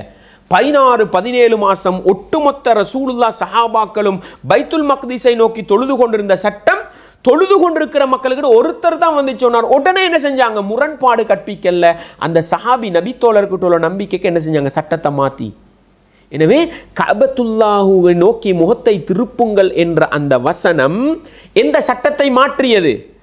பைத்துல் மக்திஸ் என்று தொழுங்கள் இருந்த சட்டத்தை மாற்றுதுன்னு சொன்னால் இதை ஹதீஸை வச்சு தான் பார்க்கலாம். எனவே ஹதீஸில் சந்தேகம் இருக்குதுன்னு சொன்னால், குர்ஆனுக்கு முரண்பட்டா தூக்கி வீசணும்னு சொன்னால் என்ன பண்ண வேண்டி வரும்? ஹதீஸில் டவுட்டு வரும், குர்ஆன்லையும் என்ன செய்யும்? சந்தேகம் வரும். எனவே நாசிஹ் மன்சூஹ் என்ற சட்டக்கலையை தெளிவாக படிப்பது தான் குர்ஆனையும் பாதுகாக்கும், சுன்னாவையும் பாதுகாக்கும் என்று மிக தெளிவாக புரிந்து கொண்டால் பிஜே ஒரு காலமும் என்ன செய்ய மாட்டார்? ஹதீஸுகளை மறுக்கிற இடத்துக்கு போக மாட்டார் என்பதை மிக தெளிவாக புரிந்து கொள்ளலாம். இப்படி குர்ஆன்ல முரண்படுற வசனங்கள் நாங்கள் எடுத்துக்கொண்டா நிறைய வசனங்களை பார்க்கலாம். அந்த வசனங்கள் நாசிஹ் மன்சூஹ் என்ற சட்டத்தை பார்த்து, குர்ஆனிலே ஒரு வசனம் மன்சூஹாக இருக்கும், அதுக்கு சட்டம் இல்லை, நாசிகத்தை அமுல்படுத்துவோம், இதை வச்சு நாங்கள் அதை தூக்கி வீசுவோம்டுவோமா? அது குர்ஆன் வசனம், ஓதினா நன்மை கிடைக்கும், சட்டம் இந்த வசனத்துக்கு இருக்குன்னு விளங்குற மாதிரி ஒரு ஹதீஸ் இன்னொரு ஹதீஸோட முரண்படுற மாதிரி விளங்கும் பொழுது இது நாசிஹ், இது மன்சூஹ். அது சஹீஹான ஹதீஸு தான், அது ரசூலுல்லாஹ்வுடைய கூற்று தான், அது முதலாவது இருந்த சட்டம் என்ற அந்த ஹதீஸை ஏற்றுக்கொண்டு நாசிஹை அமுல்படுத்தும். ரெண்டும் ஏற்றுக்கொள்றதா இல்லையா? எனவே பிஜே கேட்குற மாதிரி ஒன்றை ஏற்றுக்கொண்டு அவனை தூக்கி வீசத்தானே வேணும்ன்றது என்ன இல்லை, அடிப்படை அல்லன்றதை மிக தெளிவாக நானும் நீங்களும் விளங்கி கொள்ள வேண்டும். அப்போ ஹதீஸுடைய தரம் இப்படி தான், ஹதீஸ் சொன்னால் கரெக்டாக தான் இருக்கும். அப்போ அறிவிப்பாளர் அப்படின்னா இது எது கரெக்ட்? இப்போ இது அதாவது ரஜபுல உம்ரா செஞ்சாங்கங்கிறது கரெக்டாக, செய்யலைங்கிறது கரெக்டாக? எது கரெக்டுனாலும் ஒரு இது கரெக்ட் இல்லாத போயிடுதுல இல்லை. அதனால் ஹதீஸுகளில் வந்து என்ன செய்யணும்னு கேட்டால், அதை கருத்தையும் பார்க்கத்தான் வேணும், கருத்தை பார்க்கக்கூடாதுன்னீங்கன்னா இப்போ ரெண்டில் எதை ஏற்றுக்குருவீங்க? இது ரெண்டில் ஒன்றை நீங்கள் மறுப்பீர்களா இல்லையா? மைமுனா கல்யாணம் பண்ணது எப்போண்டா ஒன்றை ஏற்று பண்ண மறுப்பீங்க? 4 உம்ராவா 3 உம்ராவா ரஜபுல ஒரு உம்ராவான்னு கேட்டால் என்ன செய்வீங்க? உண்டுன்னு சொன்னாலும் சரி இல்லைன்னு சொன்னாலும் சரி ஒன்றை மறுக்கிறீர்களா இல்லையா? அப்போ மறுக்கிற விஷயங்களும் சரியான ஹதீஸ் என்று சொல்லுகிறீர்கள், அது மறுக்கிற விஷயமே இருக்கிறது. இப்படி மறுக்கிற ஒன்றுக்கொண்டு மோதிர ஹதீஸ்கள் அள்ளி போட்டு அது ஒரு பெரிய பட்டியலே போகும். இது ஒரு இப்படி குர்ஆன்ல நிறைய வசனங்கள் காட்டலாம். அடுத்தது நாசிஹ் மன்சூஹ் இல்லாமல் ரெண்டு மாதிரி வந்தால் உடன்பட்டு விளங்கணுன்ற பகுதிக்கு வாங்க. வந்தா எப்படி இருக்குது? உதாரணத்துக்கு உங்களுக்கு சொல்றேன் பாருங்க. வமை யக்துல் முஃமினன் முத்தஅம்மிதன் ஃபஜஸாஉஹு ஜஹன்னமு ஹாலிதன் ஃபீஹா. யார் ஒரு முஃமினை வேண்டுமென்று கொலை செய்கிறாரோ அவர் நரகத்தில் நிரந்தரமாக இருப்பார். அவர் நரகத்தில் நிரந்தரமாக இருப்பார். ஒரு முஃமினை வேணும்னு கொலை செஞ்சா அவர் நிரந்தர நரகம்னு சொல்லுது. அதே நேரம் குர்ஆன் வசனம் என்ன சொல்லுது? இன்னல்லாஹ லா யக்ஃபிரு அன் யுஷ்ரக பிஹி வயக்ஃபிரு மா தூன தாலிக லிமன் யஷா. அல்லாஹ்வுக்கு இணை வைத்தவர்களை தவிர மற்றெல்லா பாவங்களையும் அல்லாஹ் மன்னிப்பான். இப்போ எப்படி விளங்குறது இந்த ரெண்டையும்? பிஜேட்டே தான் கேட்கணும். பிஜே தான் சொல்லுவார் என்ன நிரந்தர நரகன்னு சொல்லுவார். இந்த குர்ஆன் வசனம் மன்னிப்புள்ளதையும் ரெண்டையும் ஜெம்மு பண்ணி என்ன பண்ணுவார்? ரெண்டையும் எடுக்க. இப்போ ஒன்றை ஏற்றுக்கொண்டு ஒன்றை விடுவோமா? எனவே ஹதீஸ்லையும் இது மாதிரி வந்தால் நாங்கள் என்ன பண்ணுவோம்? ரெண்டையும் உடன்பட்டு எடுத்து விளங்குவோம். விளங்குதான் நான் கேட்குறது உங்களுக்கு. சரி, இப்போ இணை வைப்பை தவிர உள்ள மற்ற பாவங்களை எல்லாம் அல்லாஹ் மன்னிப்பான். ஈசா நபி அவங்கள அல்லாஹ் மறுமையில் எழுப்பி என்ன கேள்வி கேட்பான்? ஈசாவே, உங்களோட சமுதாய மக்களுக்கு நீங்கள் உங்களையும் உங்களோட தாயாரையும் கடவுளாக எடுத்து வணங்க சொன்னீர்களா அப்படின்னு கேட்டதுக்கு அப்புறம் என்ன சொல்லுவாங்க? இன் துஅذிபுஹும் ஃபஇன்னஹும் இபாது. நீ அவர்களை தண்டித்தால் அவங்க உன்னுடைய அடியார்கள், நீ அவர்களை மன்னித்தால் நீ மன்னிக்க தகுதியானவன், நீ கண்ணியம் உள்ளவன், அதிகாரம் மிக்கவன் சொல்லுவாங்க தானே. அந்த கிறிஸ்தவர்கள் செய்கிறது எவ்வளோ பெரிய அநியாயம், இணை வைப்பத்தானே செய்கிறாங்க. அல்லாஹ் என்ன சொன்னான்? இணை வைப்பு செய்கிறவங்களை மன்னிக்க மாட்டேன்டான். ஈசா நபி என்ன சொல்கிறாங்க? நீங்கள் மன்னிச்சா நீ மன்னிக்க தகுதியானவன். முரண்படுதா இல்லையா? இது எப்படி விளங்குவோம்? உடன்பட்டு விளங்குவோம். எப்படி? இப்னு அப்பாஸ் ரதியல்லாஹு அழகாக விளங்கப்படுத்துகிறாங்க. ஷௌகானி இமாம் ஃபத்ஹுல் கதீரில் கொண்டு வராங்க. எப்படி? இப்னு அப்பாஸ் சொல்கிறாங்க, இன் துஅذிபுஹும் ஃபஇன்னஹும் இபாது. நீ அவர்களை தண்டித்தால் நீ தண்டிக்க தகுதியானவன். எந்த அடிப்படையில்? அவங்க கடவுள், அல்லாவும் ஈசாவும் தாயாரும் கடவுள்டாங்களே, அந்த அநியாயத்தை செஞ்சத்துக்காக தண்டிச்சா நீ தண்டிக்க தகுதியானவன். அதே நேரம் ஈசா நபி கடைசி கட்டத்தில் வருவாங்களே உலகத்துக்கு, வந்ததுக்கு அப்புறம் ஈசா நபியை முறையா ஏற்றுக்கொள்வாங்க தானே. அப்போ அவங்கள நீ மன்னிப்பாய், மன்னிச்சா நீ மன்னிக்க தகுதியானவன். இப்னு அப்பாஸ் ரெண்டு வசனத்தை விளங்கப்படுத்துறாங்க பாருங்க, எப்படி விளங்கணும். ஏன்னா குர்ஆன் தெளிவாக சொல்லுது, ஷிர்க்கை தவிர உள்ள மற்ற பாவங்கள் எல்லாம் மன்னிப்பான். அப்படி இருக்கும் பொழுது ஈசா நபி என்ன சொல்லுவாங்க? அந்த மக்கள், எந்த மக்கள்? அல்லாஹ்வோடு என்னையும் என்னுடைய தாயம் வணங்கின மக்களை நீ மன்னிச்சா மன்னிக்க தகுதியானவன். அப்போ இது முரண் தானே. இந்த முரணை எப்படி உடன்பட்டு விளங்கினார்கள்? எனவே அன்பார்ந்தவர்களே, குர்ஆனுக்கு அந்த பணியை செய்கிற நாங்கள் ஏன் சஹீஹான ஹதீஸ் முரண்படுவது போன்று விளங்கினால் இரண்டையும் சேர்த்து விளங்கக்கூடாதுன்னு சிந்திச்சால் பிஜே என்ன செய்ய மாட்டார்? ஒன்றை எடுத்து ஒன்றை தூக்கி வீசுவோம்ன்ற வழிகேட்டுக்கு என்ன செய்ய மாட்டார்? போக மாட்டார் என்பதை மிக தெளிவாக நானும் நீங்களும் விளங்கி கொள்ளலாம். அதே போல பாருங்களேன், உங்களுக்கு ஒரு உதாரணத்தை சொல்றேன் பாருங்க. பிஜே எப்படி ஜம்மு பண்றார்? முரண்படுற ஹதீஸ் நான் சொன்னேன், பிஸ்மில் சூரத்துல் ஃபாத்திஹாவுக்கு முன்னால பிஸ்மில் சொல்ல வேண்டுமா இல்லையா? பிஜே தெளிவாக சொல்றாரு, பிஸ்மில்லா ஓத வேண்டுமா? அவரோட தஃப்சீரில் விளங்கப்படுத்துறார். தொழுகையில் பிஸ்மில் சத்தம் போட்டு சொல்ல வேண்டுமா? இந்த பாடத்தை விளங்கப்படுத்துகிற நேரம் ஒவ்வொரு ரக்காத்திலும் சூறாக்களை ஆரம்பிக்கும் போது பிஸ்மில்லா சத்தமிட்டோ மௌனமாகவோ சொல்ல வேண்டும். சொல்லிட்டு பிஸ்மில்லாஹிர் ரஹ்மானிர் ரஹீம் என்பது சூரத்துல் ஃபாத்திஹாவின் ஒரு வசனம் என்பதனால் அதையும் ஓத வேண்டும். சூரத்துல் ஃபாத்திஹாவில் ஒரு வசனம் உண்டா என்ன செய்யணும்? ஓதக்கூடாண்டு வர ஹதீஸெல்லாம் தூக்கி வீசணுமா இல்லையா? தூக்கி வீசணுமா இல்லையா? தூக்கி வீசணும். ஆனால் பிஜே என்ன தெரியுமா செய்வார்? சத்தம் போட்டு மோதலாம், மௌனமாகவும் மோதலாம். ஜம்மு பண்ணிக்காரா இல்லை? இதுதான் ஜம்மு பண்ணுறன்றது. ஏன்? அவரே சொல்லுவார், ஹதீஸில் வருது. எப்படி? ரசூலுல்லாஹ் ஸல்லல்லாஹு அலைஹி வஸல்லம் அவர்களுடைய கிராஅத்தை பற்றி அனஸ் ரலியல்லாஹு சொல்கிற நேரம் ரசூலுல்லாஹ் ஓதினா பிஸ்மில்லாஹிர் ரஹ்மானிர் ரஹீம் என்று ரஹ்மானையும் நீட்டுவாங்க, ரஹீமையும் நீட்டுவாங்க. அப்போ ரசூலோட ஓதல்ல பிஸ்மில் வந்திருக்குதா இல்லையா? எனவே பிஸ்மில சத்தம் போட்டு ஓதலாம்ன்றதுக்கு ஆதாரம் பிடிச்சாரு. மௌனமாக ஓதுறது எப்படி? அதை சொல்லும் பொழுது சொன்னார், புகாரில் வரக்கூடிய ஹதீது, ரசூலுல்லாஹ் ஸல்லல்லாஹு அலைஹி வஸல்லம் அவர்கள் அபூபக்கர் உமர் ரதியல்லாஹு அவர்களுக்கு பின்னால நான் தொழுதிருக்கிறேன். அந்த செய்தியை சொல்றது கத்தாதா. எந்த செய்தி? ரசூலுல்லாஹ் பிஸ்மில்ல சொல்லுவாங்கன்னு வரக்கூடிய செய்தி அனஸ் ரலியல்லாஹு அன்ஹு கத்தாதா அவங்க அறிவிக்கிறாங்க. இங்க அனஸ் ரலியல்லாஹு அன்ஹு சொல்றாங்க, நான் நபிகளாருக்கு பின்னாலே அபூபக்கர், உமர், உஸ்மான் ரலியல்லாஹு அன்ஹும் அவர்களுக்கு பின்னாலே தொழுதிருக்கிறேன். அவங்க அல்ஹம்துலில்லாஹி ரப்பில் ஆலமீன் தான் ஓத ஆரம்பிச்சாங்க. பிஜேட நிலைப்பாடுபடி இந்த ஹதீஸை தூக்கி வீசணுமா இல்லையா? சூரத்துல் ஃபாத்திஹால ஒரு வசனம்ண்டா அல்ஹம்துன்னு ஆரம்பிச்சாங்கண்டா பிஸ்மில்ல சொல்லலன்னு விளங்குது. குர்ஆனுக்கு முரணா இல்லையா? பிஜேட நிலைப்பாடுபடி இந்த ஹதீஸை குர்ஆனுக்கு முரணு தூக்கி வீசி இருக்கணும். ஆனா என்ன பண்றாரு, முன்னுக்கு பிஸ்மில்ல ஓதுவாங்கன்னு வந்துச்சே கத்தாதா அவங்களோட செய்தி, அதை இதோட உடன்பட்டு விளங்கி ஒன்றில் மௌனமாக சொல்லணும் அல்லது சத்தம் போட்டு சொல்லணும்னு பின்னால வரக்கூடிய ஹதீஸை வச்சு சொல்வார். என்ன பின்னால வரக்கூடிய ஹதீஸ்? நபிகள் நாயகம் ஸல்லல்லாஹு அலைஹி வஸல்லம் அவர்கள் பிஸ்மில்லாஹுவை சப்தமின்றி ஓதினார்கள் அப்படின்னு வந்திருக்குது.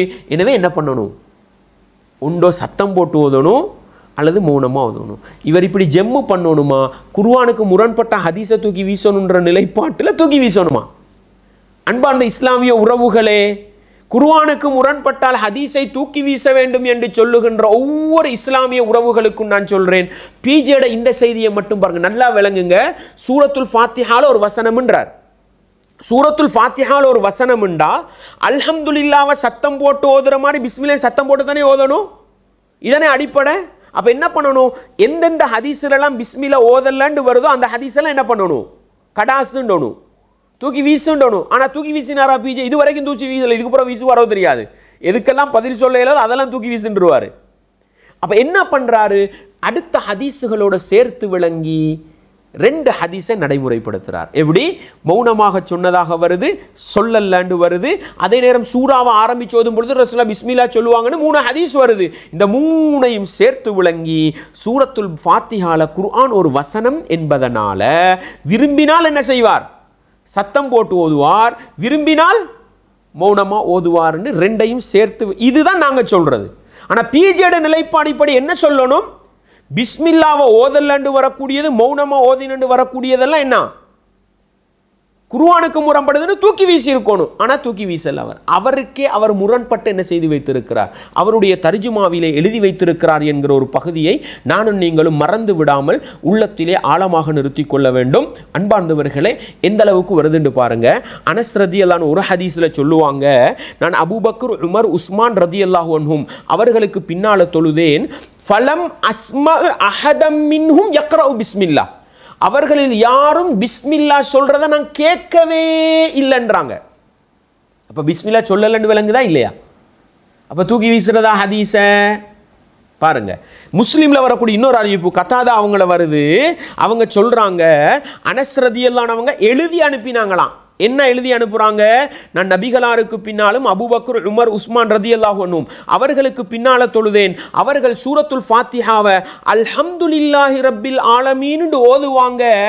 லா யذ்குரூன பிஸ்மில்லாஹ், பிஸ்மில்லாவை சொல்லவே மாட்டாங்க. அப்ப சஹாபாக்கள் பிஸ்மில்லாவை சொல்லலன்னு வருதா? ரசூலுல்லாஹ் பிஸ்மில்லாவை சொல்லலன்னு வருதா? அதே போன்று இப்னு ஹிப்பான்ல எப்படி வருதுன்னு சொன்னா, நான் அபூபக்கர், உமர், உஸ்மான் அவர்களுக்கு பின்னால தொழுதேன். லா யஜ்ஹரூன பிஸ்மில்லாஹ், பிஸ்மில்லாவை சத்தம் போட்டு சொல்ல மாட்டாங்க. நான் சொல்றது விளங்குது தானே? குர்ஆன் சூரத்துல் ஃபாத்திஹால ஒரு வசனம்னு சொல்ற பிஜே எந்த நிலைப்பாட்டில் இருக்கும் தெரியுமா? இமாம் ஷாஃபி ரஹிமஹுல்லாஹ் சொன்ன மாதிரி பிஸ்மில்லாவை கட்டாயம் என்ன செய்யணும்? சத்தம் போட்டு சொல்லனோட நிலைப்பாட்டில் இருந்து இருக்கணும். ஆனால் என்ன பண்ணுறாரு? இந்த ஹதீஸுகளோட சேர்த்து விளங்கி பிஸ்மில்லா ஒரு வசனமும் தான், விரும்பினால் சத்தம் போட்டு சொல்லுவோம் அதுக்கும் ஆதாரம் இருக்குது, விரும்பினால் மௌனமாக சொல்லுவோம் அதுக்கும் ஆதாரம் இருக்குன்னு உடம்பட்டு விளங்கினார் பாருங்க. இது மாதிரி எல்லா சஹீஹான ஹதீஸையும் விளங்கினால் ஹதீஸுகளை தூக்கி வீச வேண்டும் என்ற அந்த வழிகட்ட சிந்தனைக்கு முற்றுப்புள்ளி வைக்கலாம். எனவே ஒன்று பிஜே என்ன தெரியுமா பண்ணணும்? இந்த அறிஞர்களுடைய எழுத்துக்களை பார்த்து ஹதீஸுகளை எப்படி புரிந்து கொள்வதுன்ற பாடத்தை படிக்கணும். அல்லது பிஜேயுடைய மூல குழம்புறத்துக்கு முன்னால வந்த எழுத்துக்கள் இருக்குதே, அந்த எழுத்துக்களை பார்த்தாடே நானே முரண்பட்டு வார ஹதீஸா அழகா ஜம்மு பண்ணி விளங்கி இருக்கிறேன் என்று அவரை பார்த்து அவர் என்ன செய்யணும்? அவரோட பழைய வீடியோக்களை போட்டு இப்போ பார்த்து என்ன செய்யணும்? படிக்கணும். படித்தா என்ன கிடைக்கும்? ஹதீஸ் வழிகேட்டு கொள்கையிலிருந்து அவர் நேர் வழி பெறலாம் என்கிற பாடத்தை நானும் நீங்களும் மறந்துவிடும். இது முதல் பகுதி. என்ன? முரண்படுது தூக்கி வீசுங்க. முரண்பட்டால் தூக்கி வீச வேண்டுமா? இல்லை. முரண்படுற செய்திகள் என்ன பண்ணணும்? நாசிஹ் மன்சூகுல போட்டு பார்த்து ஒன்றை அமுல்படுத்துவோம். இந்த குர்ஆன் வசனம் தான், ஆனால் சட்டம் இல்லைன்ற மாதிரி இந்த ஹதீஸை நடைமுறைப்படுத்துவோம். அந்த ஹதீஸ் மன்சூஹ் சஹீஹ் தான், அப்படி ஏற்றுக்கொள்வோம். மறுக்க மாட்டோம், தூக்கி வீச மாட்டோம். அல்லது இதையும் புரிஞ்சு பிஸ்மில்லாட விஷயத்தில் விளங்கின மாதிரி அதையும் அமுல்படுத்துவோம், இதையும் அமுல்படுத்துவோம். இந்த நிலைப்பாட்டுக்கு வருவோம். ரெண்டு மாதிரி புகையிலாண்ட என்ன செய்யும்? ஹதீஸில் விஷயத்தில் சஹீஹ் தான் எனக்கு விளங்குதில்லை, என்னையை விட சிறந்த அறிஞர்கள் விளங்குவாங்கன்னு என்ன செய்யணும்? ஆலிம்கள்கிட்ட கொடுத்துட்டு போகணும். ஹதீஸ் மறுக்கிற வேலையை செஞ்சு வழிகட்டு போகக்கூடாதுன்ற பாடத்தை படிப்போம். இன்னொரு வாதம் வைப்பார், என்ன நபி அவர்கள் இப்படி செய்திருப்பார்களா? செயலை வச்சு ஹதீஸம் இருக்கிறது, செயலை வச்சு ஹதீஸம் நபி அவர்கள் இப்படி செய்திருப்பார்களா அப்படின்ற அளவுக்கு மட்டகரமாக இருக்குன்னா அந்த ஹதீஸை தூக்கி வீசுங்க. ஆனால் நம்ம மறுத்துடக்கூடாது. இப்போ மறுக்கணும், அதுக்கு ரீசன் வந்தால் மட்டும் மறுத்துக்கிறணும். ஹதீஸன் வந்துருச்சுல, ரசூலுல்லாஹ் சொன்னதாக ஒருத்தர் சொல்கிறார்ல, சரி அவர் நல்லவராக இருந்தால் ஏற்றுக்கிட்டு போங்கன்னு வந்துட வேண்டியதான். ஆனால் அந்த செய்தி இது சரியில்லை, ஒரு ஆள் தான் சொல்கிறாரு, ஆனால் இது நம்ம ஒரு நடைமுறையில் சாத்தியமில்லாத இருக்கிறது. இதை போய் ரசூலுல்லாஹ் சொல்லியிருப்பாங்களா என்று டவுட்டு வரும் என்று சொன்னால், இதை போய் ரசூலுல்லாஹ் சொல்லியிருப்பாங்களா என்று டவுட்டு வரும் என்று சொன்னால், இதை போய் ரசூலுல்லாஹ் சொல்லியிருப்பாங்களா என்று டவுட்டு வரும் என்று சொன்னால், அந்த மாதிரியான செய்திகளை நம்ம ஏற்றுக்கொள்ளக்கூடாது. மெசேஜ் கொஞ்சம் ஒரு மாதிரியா கருத்து சரியில்லாமல் இருக்கும்னு அர்த்தம். மெசேஜ் கொஞ்சம் ஒரு மாதிரியா கருத்து சரியில்லாமல் இருக்கும்னு அர்த்தம். சில செய்தியை சொன்னோன்னே ரசூல் யார், அவங்க என்ன மாதிரி பேசக்கூடிய ஒரு ஆள், அவங்க இப்படிலாமல் பேசியிருப்பாங்க அப்படின்னு வருமா? கேட்டாலே வெறுக்கிற மாதிரி இருக்கு. இந்த இப்படி ரசூலுல்லாஹ் சொல்லியிருப்பாங்களா அப்படிங்கிற மாதிரி செய்தி என் பேரில் வந்தால் அதை ஏற்றுக்கிறாதீங்க. அன்பார்ந்தவர்களே, இது குர்ஆனுக்குமா ஹதீஸுக்குமா? குர்ஆனில் ஒன்று வருது, ரசூலுல்லாஹ் இப்படி செஞ்சிருப்பாங்களான்னு வந்தால் அதை ஏற்றுக்கொள்ளலுமா? இல்லை குர்ஆனில் அப்படி வராதா? உங்களுக்கு உதாரணம் எடுத்து காட்டுறேன் பாருங்க. அல்லாஹ் குர்ஆனில் சொல்கிறான், 3வது அத்தியாயம் 159வது வசனம், ஃபபிமா ரஹ்மத்தின் மினல்லாஹி லின்த லஹும், நபியே நீங்கள் அவர்களோடு பண்பாக மென்மையாக நடந்ததன் காரணமாகத்தான் அவங்க உங்களோட இருந்தாங்க. வலவ் குந்த ஃபல்லன் கலீதல் கல்வி, நீங்கள் கடுமையான உள்ளம் கொண்டவராக கடுகடுத்தவராக நடந்து கொண்டால் லன் ஃபத்து மின் ஹவுலி, உங்களை விட்டு என்ன செஞ்சிருப்பாங்க? எல்லாரும் விலகி போயிருப்பாங்க. எனவே அவர்களை மன்னிங்க, அவங்களுக்காக பாவ மன்னிப்பு தேடுங்கன்னு பண்பாடு அல்லாஹ் காட்டி கொடுக்குறான். எங்கே இது? 3வது அத்தியாயம் 150வது வசனம். இது தானே ரசூலோட பண்பு. எல்லாரோடையும் சேர்ந்து தானே நடந்தாங்க. இப்னு உம்மி மக்தூம் ரதியல்லாஹு வாராங்க, அபஸ வதவல்லா, கடுகடுத்தார், முகத்தை திருப்பி கொண்டார். அஞ்சாஅஹுல் அமா, கண் தெரியாதவர் வந்த போது. ரசூலை இப்படி நடப்பாங்களா? பிஜே அவர்களே சிந்தித்து பாருங்கள்.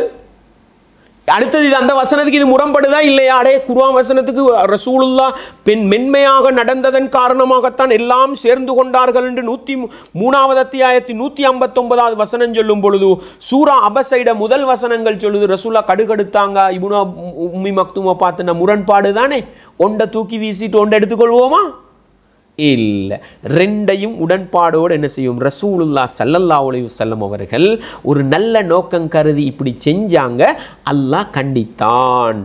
இங்கிருந்து பாடம், ரசூலுல்லாஹ் கேவலப்பட்ட வேலையை செஞ்சாங்கண்டா இல்லை. நீங்களும் அடுத்த ஆட்களை கேவலமாக நினைக்காதீங்க அப்படின்னு ரசூலுல்லாஹ் ஒழுக்கம் சொல்லித்தாராங்க. ரசூலுல்லாஹ் வச்சு தான் அல்லாஹ் சில பாடங்களை நடத்தி தரணும். எனவே ரசூலுல்லாஹ் இப்படி செய்வார்களான்னு என்ன செய்யக்கூடாது? தூக்கி வீச ரெடியாவினா குர்ஆனையும் தூக்கி வீசணும். அடுத்தது என்ன பாருங்களே, ஸைத் ரதியல்லாஹுடைய வரலாறு 33வது அத்தியாயத்தின் 37 38வது வசனங்களை வாசிங்க. எப்படி? வஇது தக்கூலு லில்லதி அன்அமல்லாஹு அலைஹி வ அன்அம்த அலைஹி, அல்லாஹ் அருள் புரிந்த ஸைது, நீங்களும் இரக்கம் காட்டி அந்த ஸைதை பார்த்து அம்சிக் அலைக ஸௌஜக, உங்களோட மனைவியை நீங்களே வச்சுக்கிட்டு வாழலாமே அப்படின்ட்டு ஆலோசனை சொல்றீங்க. வத்தகில்லா, முஹம்மதே அல்லாஹுவின் தூதரே நீங்கள் அல்லாஹ்வை பயந்துக்கங்க.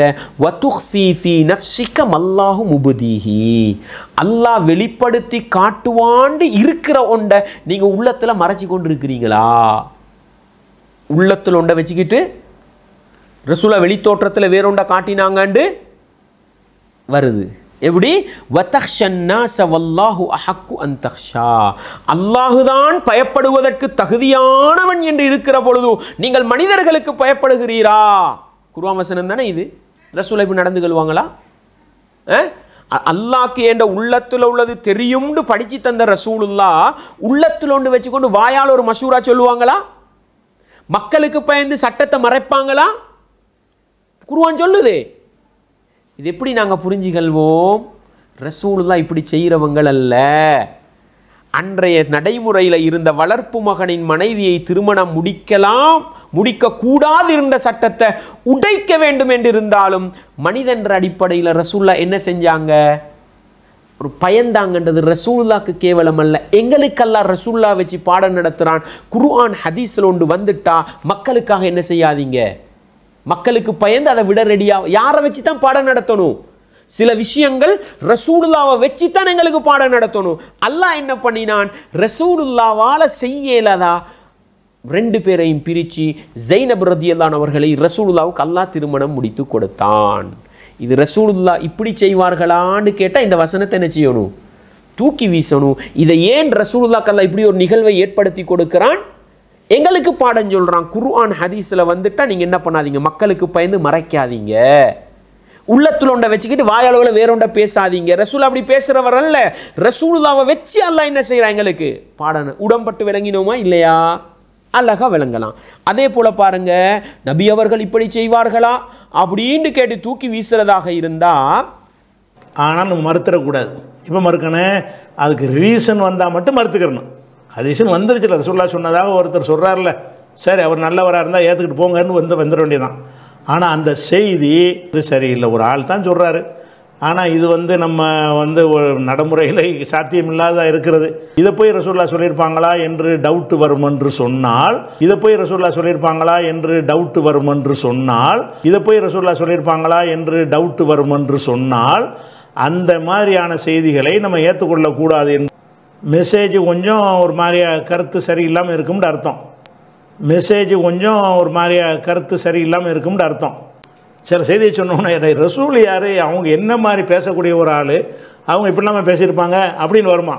கேட்டாலே வெறுக்கிற மாதிரி இருக்கு. இந்த இப்படி ரசூலுல்லாஹ் சொல்லியிருப்பாங்களா அப்படிங்கிற மாதிரி செய்தி என் பேரில் வந்தால் அதை ஏற்றுக்கிறாதீங்க. தேன்பானி குடிக்கிறது ஹலால் தானே?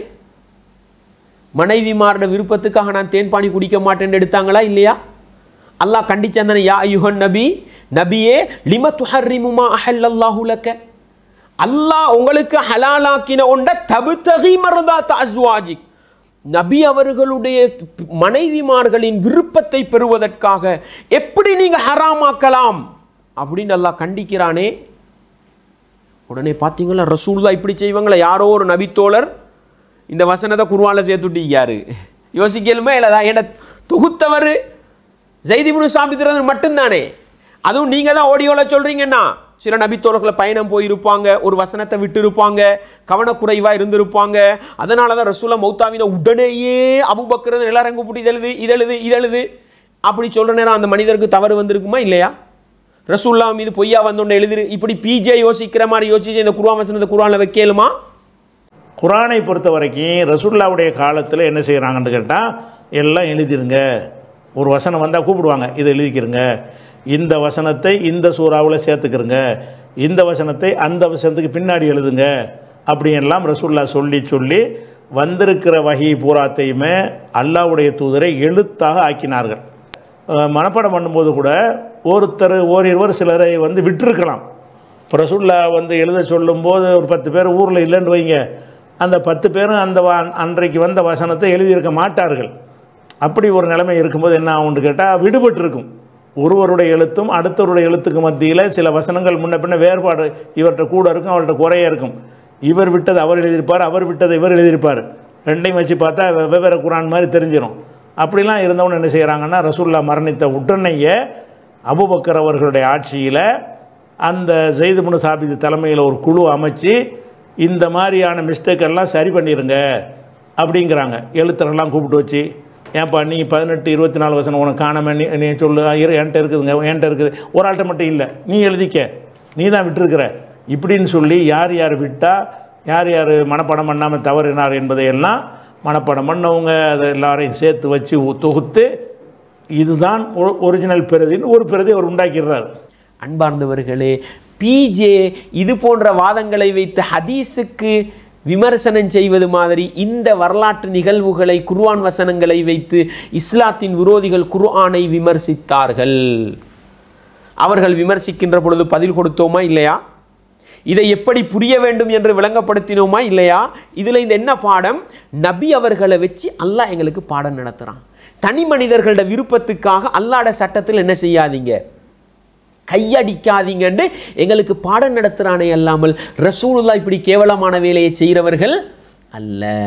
இது மாதிரி என் ரசூலுல்லாஹ்வை பற்றி அல்லாஹ்வோட தூதர் இப்படி செய்வார்களான்னு விளங்குற ஹதீஸ் உதாரணமாக சொல்லுங்க பார்க்க. உம்மு சுலைம் ரதியல்லாஹுடைய வீட்டிலே போய் நபி அவர்கள் தூங்கினார்கள். உம்மு சுலைம் ரதியல்லாஹு அன்ஹா என்ன செய்தார்கள்? வியர்வையை எடுத்து சேமித்து வைத்தார்கள். அல்லாஹ்வோட தூதர் அந்நிய பெண்ட வீட்டில் போய் தூங்குவாங்களா? உம்மு ஹராம் ரதியல்லாஹு அன்ஹா அவர்களோட வீட்டில் போய் தூங்குவாங்களா? எனவே இதெல்லாம் நடைமுறை சாத்தியம் இல்லை. ரசூலுல்லாஹ் இப்படி செய்ய மாட்டாங்க, தூக்கி வீசுங்க. ஆனால் நம்ம மறுத்துடக்கூடாது. இப்போ மறுக்கணும், அதுக்கு ரீசன் வந்தால் மட்டும் மறுத்துக்கிறணும். ரீசன் வந்துருச்சுல, ரசூலுல்லாஹ் சொன்னதாக ஒருத்தர் சொல்கிறார்ல, சரி அவர் நல்லவராக இருந்தால் ஏற்றுக்கிட்டு போங்கன்னு வந்துட வேண்டியதான். ஆனால் அந்த செய்தி இது சரியில்லை, ஒரு ஆள் தான் சொல்கிறாரு. ஆனால் இது நம்ம ஒரு நடைமுறையில் சாத்தியமில்லாத இருக்கிறது. இதை போய் ரசூலுல்லாஹ் சொல்லியிருப்பாங்களா என்று டவுட் வரும் என்று சொன்னால், இதை போய் ரசூலுல்லாஹ் சொல்லியிருப்பாங்களா என்று டவுட் வரும் என்று சொன்னால், இதை போய் ரசூலுல்லாஹ் சொல்லியிருப்பாங்களா என்று டவுட் வரும் என்று சொன்னால், அந்த மாதிரியான செய்திகளை நம்ம ஏற்றுக்கொள்ளக்கூடாது. மெசேஜ் கொஞ்சம் ஒரு மாதிரியா கருத்து சரியில்லாமல் இருக்கும்னு அர்த்தம். மெசேஜ் கொஞ்சம் ஒரு மாதிரியா கருத்து சரியில்லாமல் இருக்கும்னு அர்த்தம். சில செய்தியை சொன்னோன்னே ரசூல் யார், அவங்க என்ன மாதிரி பேசக்கூடிய ஒரு ஆள், அவங்க இப்படிலாமல் பேசியிருப்பாங்க அப்படின்னு வருமா?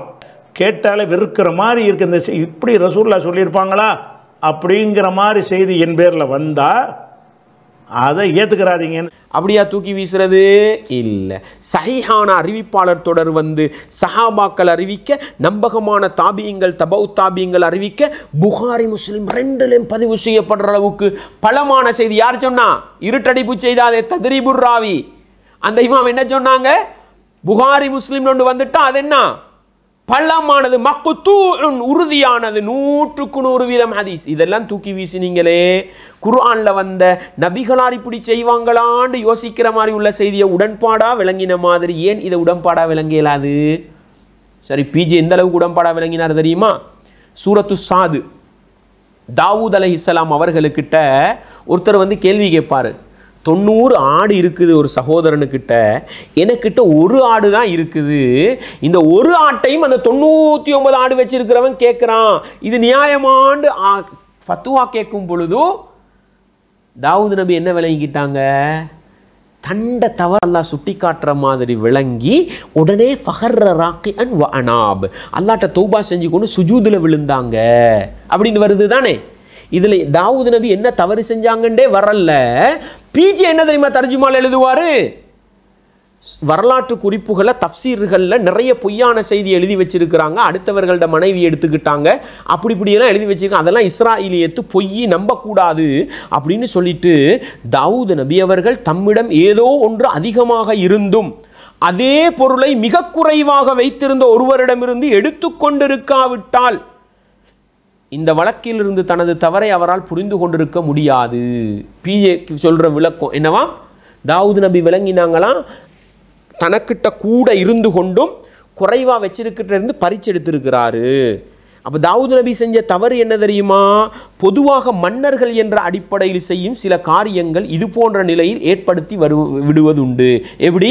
தாவூத் நபி அவர்கள் மன்னராக இருந்ததால் அரசு பணிகளுக்காக சாதாரண மக்களின் நிலத்தை முறைப்படி கையகப்படுத்தல், அல்லது தமது படையில் அதிகமான போர்க்குதிரைகள் இருந்தும் குடிமகன் வைத்திருக்கும் ஒரே ஒரு குதிரையையும் படைக்காக என்ன செய்வது?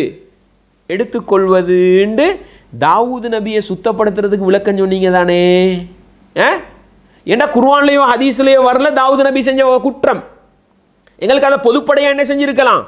ஏதோ ஒரு தவறு செஞ்சிருப்பாங்க, அது விளங்கி தாவூத் நபி என்ன செஞ்சாங்க? தௌபா கேட்டு முடிஞ்சாங்க. இதுக்கு ஏன் நீங்க விளக்கம் சொன்னீங்க? ஒன்றோ அரசன்ற அடிப்படையில் அடுத்தவங்களோட காணியை அபகரிச்சிருப்பாங்க, அல்லது படைக்கு குதிரை தேவைன்னு அப்பாவி மனுஷன் குதிரையை பறிச்சிருப்பாங்கன்னு விளக்கம் எடுத்து தாவூத் நபியை சுத்தப்படுத்த ரெடியாவினீங்களா இல்லையா? இப்படி சுத்தப்படுத்த ரெடியாவின நீங்க உம்மு சுலைம் ரதியல்லாஹு அன்ஹா உம்மு ஹராம் ரதியல்லாஹுவோட வீட்டில் போய் ரசூல்லா தூங்கினாங்கன்றது ஏன் உடன்பட்டு விளங்க இயலாது?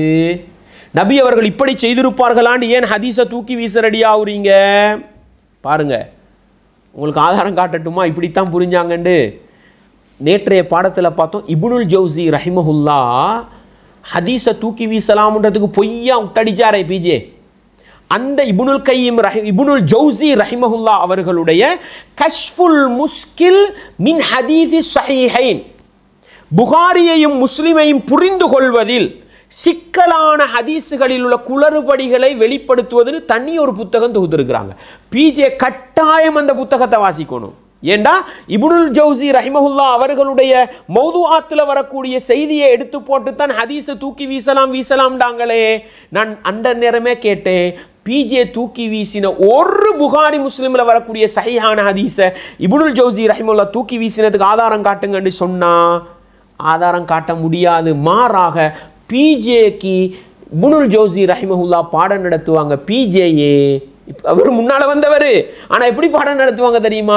நீங்க நினைச்ச மாதிரி புகாரி முஸ்லிம்ல சஹீஹான அறிவிப்பாளர் தொடர் வந்த ஹதீஸை தூக்கி வீசக்கூடாது, உடன்பாடா விளங்கணுன்றதுக்கு அவங்க கொண்டு வர செய்தி. அல்லாஹ் அக்பர். அந்த புக்கை வாசிக்கும் பொழுதே ஆச்சரியமா இருக்குது. பிஜே எந்த அறிஞரை ஆதாரம் காட்டினாரோ அந்த அறிஞர் என்ன பண்றார்? சஹீஹான அறிவிப்பாளர் தொடர் வந்த ஹதீஸை உடன்பட்டு விளங்க வேண்டுமே அல்லாமல் நபி அவர்கள் இப்படி செய்திருப்பார்களான்னு தூக்கி வீச முடியாதுன்னு சொல்றாங்க. எப்படி பாருங்க, ரசூலுல்லாஹ் ஸல்லல்லாஹு அலைஹி வஸல்லம் அவர்களுடைய தலையில பேன் பார்த்து விடுவார்கள் ஹதீஸ் வருது தானே, உம்மு ஹராம் ரதியனுடைய ஹதீஸ். அந்த ஹதீஸை சொல்லும் பொழுது சொல்றாங்க, இன்னமாக்கான ரசூலுல்லாஹ் ஸல்லல்லாஹு அலைஹி வஸல்லம் யகீலு ஃபி பைத்திஹா, ரசூலுல்லாஹ் அவங்களோட வீட்டில் தூங்குவாங்க, அவர்களுடைய தலையில இருந்து பேன் பார்த்து விடுவாங்கன்னு வருதே உம்மு ஹராம் ரதியல்லாஹு அன்ஹா. அவங்க உம்மு ஹராம் இஹ்தா ஹாலாத்தின் நபியி மினர் ரதாஆ, நபிகளாருடைய பால்குடி மாமிமார்களில் ஒரு மாமீண்டு அந்த ஹதீஸை புரிஞ்சு கொள்வோம்னு யார் பாடம் நடத்துறா பிஜேக்கு? நாங்கள் அல்ல. உங்களோட பார்வையில் வழிகட்ட கள்ள சலஃபிகள்னு சொல்வீங்களே அவர்கள் அல்ல. நீங்க எந்த இப்னுல் ஜௌசி ரஹிமஹுல்லாவை ஆதாரம் எடுத்தீங்களோ அதே இப்னுல் ஜௌசி ரஹிமஹுல்லா ஆதாரம் காட்டுறாங்க. ஃபலிஹாதா, அதன் காரணமாகத்தான் கான யகீலு இந்தஹா, உம்மு ஹராம் அவங்களோட வீட்டில் போய் ரசூலுல்லாஹ் தூங்கினாங்க. வயனாமு ஃபீ ஹிஜ்ரிஹா, அவங்களோட இதில் போய் என்ன தூங்க தலையில பேன் பார்த்து விட்டாங்க. இது கஷ்ஃபுல் முஷ்கில் மின் ஹதீஸி ஸஹீஹைன் 4வது பாகம் 468வது செய்தியை பாருங்க. அடுத்தது இந்த காட்டு பங்களா ஹதீஸ் இருக்கு. கிட்டத்தில் தூக்கி வீசினார். என்ன? ரசூலுல்லாஹ் ஒரு பெண்ணை கடத்தி கொண்டு சென்று காட்டு பங்களால வச்சு முறைகேடா நடக்க பார்த்தாங்க. நஊது பில்லாஹ். ரசூலுல்லாஹ்வோட ஹதீஸுக்கு முன்னால் இப்படியா நடக்கிறது? நபிகளார் இப்படியெல்லாம் செய்வார்களான்னு கேட்குற நீங்க எப்படி இந்த வார்த்தையை பேணணும்? இப்னுல் கையிம் ஜௌசி ரஹிமஹுல்லா அவருடைய புத்தகத்தை படியுங்கள். கஷ்ஃபுல் முஸ்கில்ல அவங்க மிக தெளிவாக சொல்றாங்க, அல்லாஹா சொல்றாங்க என்ன தெரியுமா? ரசூல் வஹாதிஹில் ஜுவைனியா, இந்த ஜுவைனியான்ற பெண்மணி இருக்கிறாங்களே அல்லது ஜௌனியா, அதை பல மாதிரி லபுத் பண்றாங்க. அந்த பெண்மணி மின் ஜும்லத்தி மன் தஸவ்வஜஹுன்ன ரசூலுல்லாஹ் ஸல்லல்லாஹு அலைஹி வஸல்லம், நபிகளார் திருமணம் முடித்த பெண்களில் வலம் யதுகுல் பிஹா, இல்லற வாழ்க்கையில் ஈடுபடாத மனைவிமான்ற லிஸ்ட்ல யாரும் வருவா? இந்த ஜௌனியான்ற இந்த பெண்மணி வருவாங்கன்னு யார் ஹதீஸை சஹீஹ்னு சொல்றா? பிஜே எந்த இப்னுல் ஜௌசி ரஹிமஹுல்லாவோட கூற்றை எடுத்து ஹதீஸை தூக்கி வீசலான்னு சொன்னாரோ அந்த இப்னுல் ஜௌசி ரஹிமஹுல்லா இந்த ஹதீஸ் சஹீஹ், இந்த பெண்மணி யாரு? ரசூலுல்லாஹ் களவுல கொண்டு போய் கள்ள பங்களால வச்சு தவறான அடக்கலாம் இல்லை, அவர்கள் ரசூலுல்லாஹ் திருமணம் முடித்துவிட்டு இல்லற வாழ்க்கையில் ஈடுபடாத பல மனைவிமார்கள் இருக்கிறாங்க. அந்த லிஸ்ட்ல வரக்கூடியவங்க அழகா ஹதீஸ் என்ன செய்யறாங்க? உடன்பட்டு புரியுறாங்க. பிஜே இப்னுல் ஜௌசி ரஹிமஹுல்லாஹ் அவருடைய கஷ்ஃபுல் முஸ்கில்ன்ற புத்தகத்தை கட்டாயம் படிக்கணும். படிச்சா மௌதுஆத்துல இப்னுல் ஜௌசி ரஹிமஹுல்லாஹ் கொண்ட அந்த கருத்தை எப்படி புரியும்ன்றதை சரியா புரிஞ்சு ஹதீஸை பாதுகாக்கின்ற மனிதராக மாறுவார். அதே போல சொல்லுங்க, நபி அவர்கள் இப்படி செய்வார்களான்னு கேட்டு ஒரு ஹதீஸை மறுத்தாங்க தானே. என்ன உம்மு சுலைம், உம்மு ஹராம்ட ஹதீஸ் வேற. உம்மு சுலைம் ரலியல்லாஹு அன்ஹா என்ன பண்ணாங்க, ரசூலுல்லாஹ்ட வியர்வை வாசனை திரவியம் எடுத்து சேமிச்சு வச்சாங்களே, அதை பத்தி சொல்லும் பொழுது சொல்றாங்க அன்னஹு கான யன்பசிது ஃபீ பைத்தி உம்மி சுலைம், உம்மு சுலைம் ரலியல்லாஹு அன்ஹுடைய வீட்டில் ரசூலுல்லாஹ் போய் தூங்குவாங்கன்னு வருது. லிஅன்னஹா கானத் ஸாத்து கராபத்தி மின்ஹு, நபிகளாருடைய இரத்த உறவுகளில் இருந்த ஒரு பெண்மணி தான் யாரு, உம்மு சுலைம் என்று ஹதீஸை முறையாக புரிஞ்சு ஏற்றுக்கொண்டவர் யார், இப்னுல் ஜௌசி. இன்னும் ஏகப்பட்ட உதாரணம் கொண்டு வரலாம். நான் சொல்கிறேன், பிஜேயும் சரி, பிஜேக்கு பின்னால் பிஜேயுடைய வாதங்களை வைத்து ஹதீஸில் வராத வார்த்தைகளை எல்லாம் சொல்லி நபிகளாரை ஒரு கெட்ட மனிதனாக சித்தரித்து தான் ஹதீஸை மறுக்கிறார். எனவே நீங்கள் இந்த முஷ்கில் கஷ்ஃபுல் முஷ்கில் ஃபி ஹதீஸி ஸஹீஹைன் என்ற புத்தகத்தை கட்டாயம் வாசிங்க. பிஜேயை நம்பி போகிற அந்த அப்பாவி மக்களுக்கு நான் சொல்கிறேன், நீங்கள் ஒரு நம்பிக்கையான ஆலிமோட போய் அந்த புத்தகத்தை வாசிங்க. இப்னுல் ஜௌசி ரஹிமஹுல்லா எப்படி ஹதீஸுகளை கையாண்டாங்க, முரண்படுற மாதிரி விளங்குற ஹதீஸுகளை இப்னுல் கையிம் ரஹிமஹுல்லா எப்படி விளங்கினாங்க, இமாம் ஷாஃபி ரஹிமஹுல்லா எப்படி விளங்கினாங்க, இமாம் அஹ்மது இப்னு ஹம்பல் இமாம் எப்படி விளங்கினாங்கன்றதை விளங்கினால் பிஜே வழிகேட்டை நோக்கி போக மாட்டார். இருக்கிற வழிகேட்டிலிருந்து தானும் பாதுகாப்பு பெற்று தன்னை நம்பி ஏமாந்து போன சமூகத்தையும் வழிகேட்டிலிருந்து பாதுகாக்கலாம் என்கிற அடிப்படையை புரிந்து கொள்ளலாம் அன்பார்ந்தவர்களே. எனவே கஷ்ஃபுல் முஷ்கில் பிஜே படிக்க வேண்டிய கட்டாய புத்தகம். அதே போன்று நாங்கள் ஏற்கனவே பார்த்தோம், முரண்பட்டு வரக்கூடிய செய்திகளை எப்படி புரிய வேண்டும், நாசிக் மன்சூகுட பாடத்தை படிக்கணும், ஜம்மு சம்பந்தப்பட்ட பாடத்தை படிக்கணும், கிதாபுல் மௌதுஆத் அல்லது இட்டுக்கட்டப்பட்ட ஹதீஸ்ண்டா என்ன, அதை வகை பிரிப்பது எப்படி, அதற்குரிய அடையாளங்கள் என்னென்ற பாடத்தை படிக்கணும். அதே போல நாங்கள் பார்த்தோம், அபூவா இல்ல படுதூறு சொன்னாரே, அறிவிப்பாளரை எப்படி பகுப்பாய்வு செய்வது, அறிவிப்பாளர்களை எப்படி படிப்பது என்ற அந்த பாடத்தையும் படிக்கணும். ஒட்டுமொத்தமா சஹாபாக்களை இப்ப கையடிச்சிருக்கிறாரே, அலி நல்லவரா உஸ்மான் நல்லவரா பேசுறாரே, சஹாபாக்களை பற்றியும் A to Z பேசிக்ல இருந்து பிஜே படிச்சால் வழிகேட்டிலிருந்து விடுபடலாம் என்ற ஆழமான செய்திகளை நானும் நீங்களும் புரிந்து கொள்ள வேண்டும் அன்பார்ந்தவர்களே. அதே போன்று அன்பார்ந்த இஸ்லாமிய உறவுகளே, உண்மை தன்மைக்கு மாற்றமாக இருக்கிறது என்பதை ஏற்றுக்கொள்ளலாமா, இது ஒரு வாதம் வைப்பார். ஆனால் நம்ம மறுத்துடக்கூடாது. இப்போ மறுக்கணும், அதுக்கு ரீசன் வந்தால் மட்டும் மறுத்துக்கிறணும். ஒரு நடைமுறையில் சாத்தியமில்லாத இருக்கிறது, ஒரு நடைமுறையில் சாத்தியமில்லாத இருக்கிறது, கண்ணுக்கு தெரிஞ்சு பொய்ன்னு தெரிகிறது, அந்த மாதிரியான செய்திகளை நம்ம ஏற்றுக்கொள்ளக்கூடாது. பொய் பார்த்தாலே பொய்ன்னு கருதப்படுகிறது, பொய் பார்த்தாலே பொய்ன்னு கருதப்படுகிறது, அந்த மாதிரியான செய்திகளை நம்ம ஏற்றுக்கொள்ளக்கூடாது என்பது உண்மைத்தன்மைக்கு மாற்றமாகிக்குது. என்ன, சூரியன் சுற்றி கொண்டே இருக்குது அல்லது சூரியன் மறையல்ல, எனவே சூரியன் சுஜூது செய்துண்டு வந்த ஹதீஸை தூக்கி வீசு சொன்னாரா இல்லையா? சமீபத்தில் என்ன, தஜ்ஜால் ஒரு தீவிலே கட்டி வைக்கப்பட்டிருக்கிறான், ஹதீஸுல் ஜஸ்ஸாஸா, முஸ்லிமில் வரக்கூடிய ஹதீஸ், பிரபல்யமான ஹதீஸ்.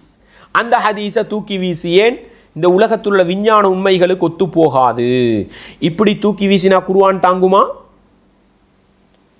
குர்ஆனையும் தூக்கி வீச வேண்டி வரும். பல தடவை சொல்லிட்டேன், சஹீஹான ஹதீஸுகளில் கை வைக்கிற ஒருத்தர் இப்னுல் கையிம் ரஹிமஹுல்லாஹ் சொன்னாங்களே, குர்ஆனையும் தூக்கி வீச வேண்டி வரும் உண்டு. அந்த இடத்துல பிஜே போய் நிற்கணும். உங்களுக்கு சொல்றேன் பாருங்க, என்ன சொன்னாரு, சூரியன் என்ன ஒவ்வொரு நாளும் என்ன செய்கிறது, அரிசிக்கு கீழால் போய் மறைகிற நேரத்தில் அரிசிக்கு கீழால் போய் சுஜூது செஞ்சுட்டு என்ன பண்ணுது, அனுமதி கேட்குது. அல்ல அனுமதி தந்தா உதிக்கும் கிழக்கில், இல்லைன்னா மேற்கிலேயே என்ன செய்யும். இந்த ஹதீஸை ஏற்றுக்கொள்ள முடியாது. ஏன், சூரியன் மறையவே இல்லை, 24 ஹவரும் உலகத்தில் விளங்கிக்கிட்டு தானே இருக்குது அப்படின்றாரு. என்ன, அறிவியல் உண்மைக்கு ஒத்து போகுது இல்லை, எனவே ஹதீஸை கடாசுங்க, அப்படித்தானே? அன்பார்ந்தவர்களே பாருங்க, குர்ஆன்ல சூரத்து அல் கஹ்ஃப், அதுல அல்லாஹ் என்ன சொல்றான், ஜுல்கர்னைன் அவங்க என்ன பண்றாங்க, யஜூஜ் மஜூஜ 2 மலைகளுக்கு இடையில போட்டு ஈயத்தை உருக்கி ஊத்தி என்ன பண்றாங்க, இந்த உலகத்திலேயே ஒரு இடத்துல அவங்கள மறைச்சு விட்டுருக்கிறாங்க. அவர்களுக்கு அதை கடந்து வரவும் மேலாது, வெளியே அதில் துளை போட்டு வெளியே வரவும் ஏலாது. காலஹாதா ரஹ்மத்தும் மிர் ரப்பி, இது அல்லாஹ் செஞ்ச ஒரு அருள். ஃபஇதா ஜாஅ வஅது ரப்பி, கியாமத் நாள் உலகம் அழியிற போற காலம் அல்லாஹ்ட வாக்குறுதி வந்து விட்டால் ஜஅலஹு தக்கா, அல்லாஹ் அதை உடைச்சி செதற வைப்பான், அப்போ வெளியே வருவாங்க. யஜூஜ் மஜூஜ் உலக அழிவுக்கு முன்னால் வாரது கியாமத்து நாள் அடையாளமா இல்லையா? இவர்களும் உலகத்துள்ளுக்கு தானே அடைக்கப்பட்டிருக்கிறார்கள். இந்த விஞ்ஞான உலகம், சேட்டலைட்டுகளை வைத்து உலகத்தை பராமரிக்கிற உலகம், செவ்வாய் கிரகத்திலே வீடு கட்டலாம் என்ற ஆய்வு செய்கிற உலகத்தில் யஜூஜ் மஅஜூஜ் அல்லாஹ் எங்கே மறைச்சி வச்சிருக்கிறான்ன்றதை கண்டுபிடிக்க முடியல. ஏற்றுக்கொள்வீங்களா, ஏற்றுக்கொள்ள மாட்டீங்களா? தஜ்ஜால் எந்த தீவுல இருக்கிற அந்த ஹதீஸை தான் தூக்கி வீசிட்டீங்க. இப்போ இதை யஜூஜ் மஅஜூஜ் மறைக்கப்பட்ட இடம் எது? இப்போ இது விஞ்ஞானத்துக்கு அம்புடுது இல்லை, இந்த உலகத்துடைய ஆய்வுக்கு அம்புடுது இல்லைன்னா இப்படி ஒன்று இல்லைன்னு குர்ஆனை தூக்கி வீசுவீங்களா? குர்ஆனை தூக்கி வீச மாட்டீங்க. மாறாக அதை உடன்பட்டு விளங்குற மாதிரி அல்லாஹ் உலக அழிவுக்கு அடையாளமாக வச்சிருக்கிறான். அல்லதீன யுமினூன பில் கைப், மறைவானதை நம்புவதுதான் ஈமானின் அடிப்படை என்ற அடிப்படையில் அதை நம்புகிற மாதிரி நாங்கள் எதை நம்புவோம் தெரியுமா?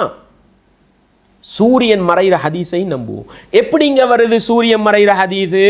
ரசூலுல்லாஹ் ஸல்லல்லாஹு அலைஹி வஸல்லம் அவங்க சூரியன் மறைகிற ஒரு நேரத்தில் அபூதர் ரதியல்லாஹு அவர்களை பார்த்து கேட்குறாங்க, அபூதர்ரே இந்த சூரியன் எங்கே போகுதுன்னு பார்க்குறீங்களான்னு கேட்குறாங்க. அல்லாஹ் ரசூல் எப்படி நம்புறாங்கன்னு பாருங்க. அல்லாஹ் ரசூலுக்கு தான் தெரியும். இல்லைன்னா கடலுக்கு போகிற மாதிரி இருக்கும், பாலைவனத்துக்கு போகிற மாதிரி இருக்கும். அப்படித்தானே? நம்ம கடலோரத்தில் இருந்தால் கடல் தண்ணிக்கு இறங்குற மாதிரி இருக்கும். குர்ஆனும் அதை சொல்லுது. அப்படி விளங்குறது தவறு கிடையாதுண்டு. துல்கர்னைன் அவர்களை பற்றி குர்ஆன் சொல்லும் பொழுது என்ன சொல்லிச்சுது? ஃபஅத்பா சபபா, அவர் ஒரு வழியால் அப்படி போனார். போகும் பொழுது சூரியன் மறைகிற இடத்துக்கு போனார்.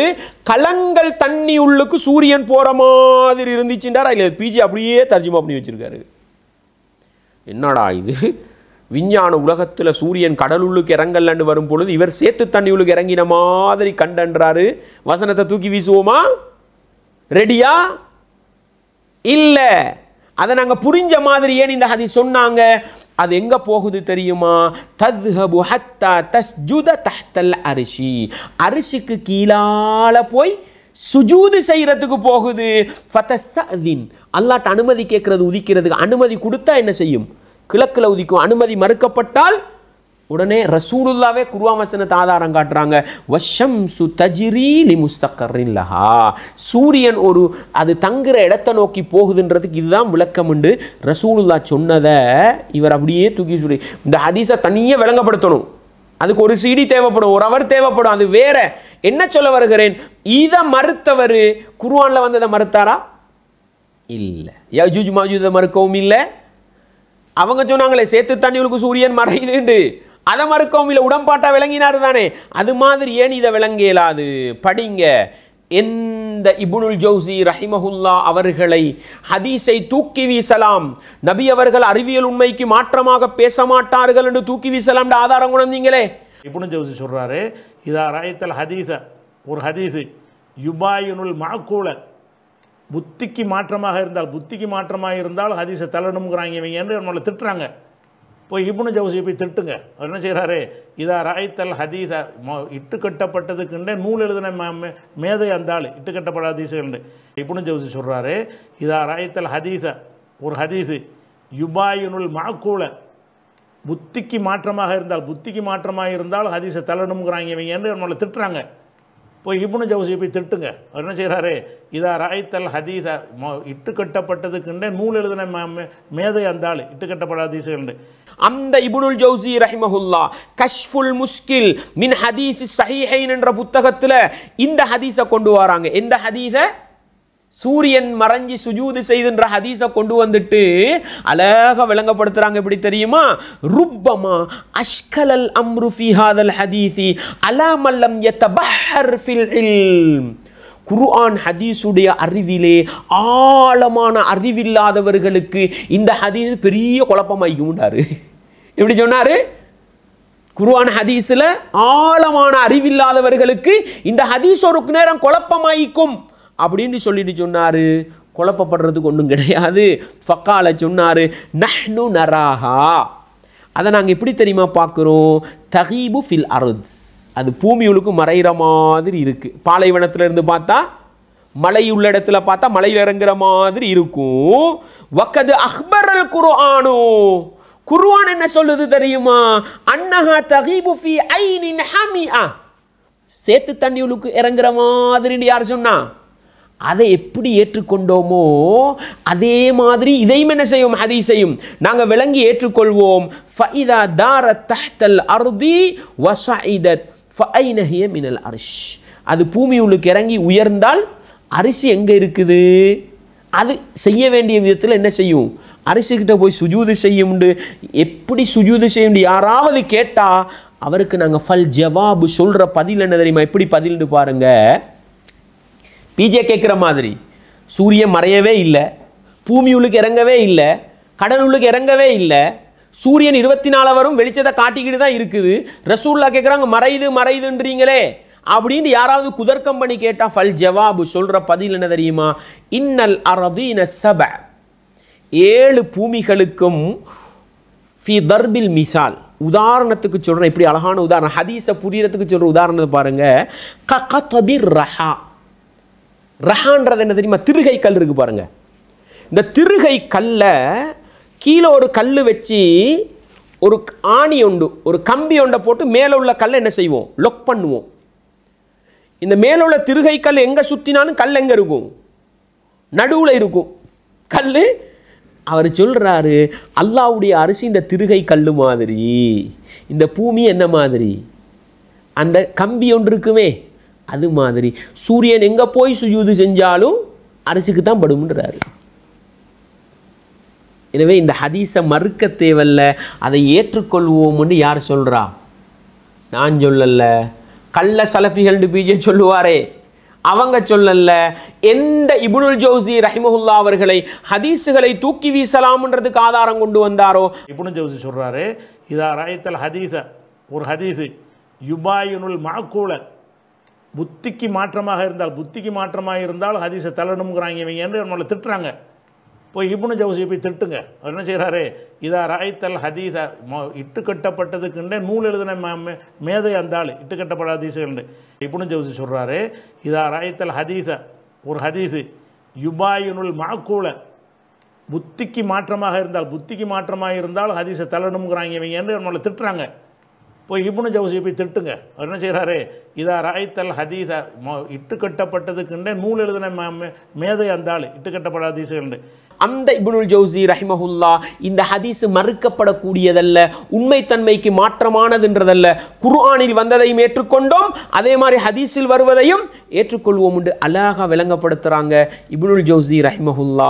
எனவே அன்பார்ந்தவர்களே, பிஜே அவர்கள் படிப்பதற்கு நிறைய பாடம் இருக்குது. அவர் தவறுவிட்ட இடம் என்ன தெரியுமா, நான் தான் அறிவாளி, நான் தான் அறிஞன் என்று முன்னே வந்த அறிஞர்களுக்கெல்லாம் பாடம் நடத்த ஆரம்பிச்சிருக்கிறாரு. இப்போ ஹதீஸுகளை 1200 வருஷத்துக்கு முன்னால் பதிவு செஞ்ச முஹத்திதீன்களுக்கெல்லாம் பாடம் நடத்த போயிருக்கிறார். இன்னும் இப்போ சஹாபாக்களுக்கும் பாடம் நடத்தி ரசூலுல்லாஹ்க்கும் என்ன செய்வார், இப்போ பாடம் நடத்துவார். எனவே அன்பார்ந்தவர்களே, பிஜே படிக்க வேண்டிய பாடங்கள் அதிகம் இருக்குது. சுருக்கமாக சொல்கிறேன், இப்னுல் ஜௌசியை ரஹிமஹுல்லா அவர்களை ஆதாரம் பிடித்து ஹதீஸுகளை மறுப்போம். நேற்று நான் ஒன்று சொன்னேனே, ஒரு இடத்துல கேட்பார், இல்லாட்டி பின்னுக்கு வரும், என்ன இப்னுல் ஜௌசிக்கு போய் ஏசுங்க அப்படின்னு சொல்லுவாரே. அந்த புத்திக்கு மாற்றமாக இருந்தால் ஹதீஸை தள்ளணுங்கிறாங்க இவங்க என்று நம்மளை திட்டுறாங்க. போய் இப்னு ஜௌசியை போய் திட்டுங்க. அவர் என்ன செய்கிறார், புத்திக்கு மாற்றமாக இருந்தால் ஹதீஸை தள்ளணுங்கிறாங்க இவங்க என்று நம்மளை திட்டுறாங்க. போய் இப்னு ஜௌசியை போய் திட்டுங்க. அவர் என்ன செய்கிறார், புத்திக்கு மாற்றமாக இருந்தால் ஹதீஸை தள்ளணுங்கிறாங்க இவங்க என்று நம்மளை திட்டுறாங்க. போய் இப்னு ஜௌசியை போய் திட்டுங்க. அவர் என்ன செய்கிறார், அந்த இப்னுல் ஜௌசி இமாமுக்கு ஏச தேவையில்லை. ஏண்டா அவங்க பிஜே மறுத்து எந்த புகாரி முஸ்லிம் வரக்கூடிய ஹதீஸையும் சஹீஹான தொடரில் வந்ததை மறுக்கல்ல. பிஜே மறுக்கிறாருண்டா இப்னுல் ஜௌசி குற்றவாளி அல்ல, பிஜே குற்றவாளி. பிஜே பாடம் படிக்கணும் யாருக்கிட்ட, இப்னுல் ஜௌசி ரஹிமஹுல்லாவுடைய கஷ்ஃபுல் முஸ்கில்ல பாடம் படித்தால் அவரும் நேர்வழி பெறலாம், அவருக்கு பின்னால் உள்ளவர்களை நேர்வழிப்படுத்தலாம் என்ற பாடத்தை நானும் நீங்களும் படித்து கொள்ள வேண்டும். பிஜே அவர்கள் இன்னொரு வாதம் வைப்பார். என்ன வாதம், ஒருத்தர் அறிவிச்சிருக்கிறாரு, 2 பேர் அறிவிச்சிருக்கிறாரு, 3 பேர் அறிவிச்சா இந்த செய்திகள் எப்படி ஏற்றுக்கொள்கிறது?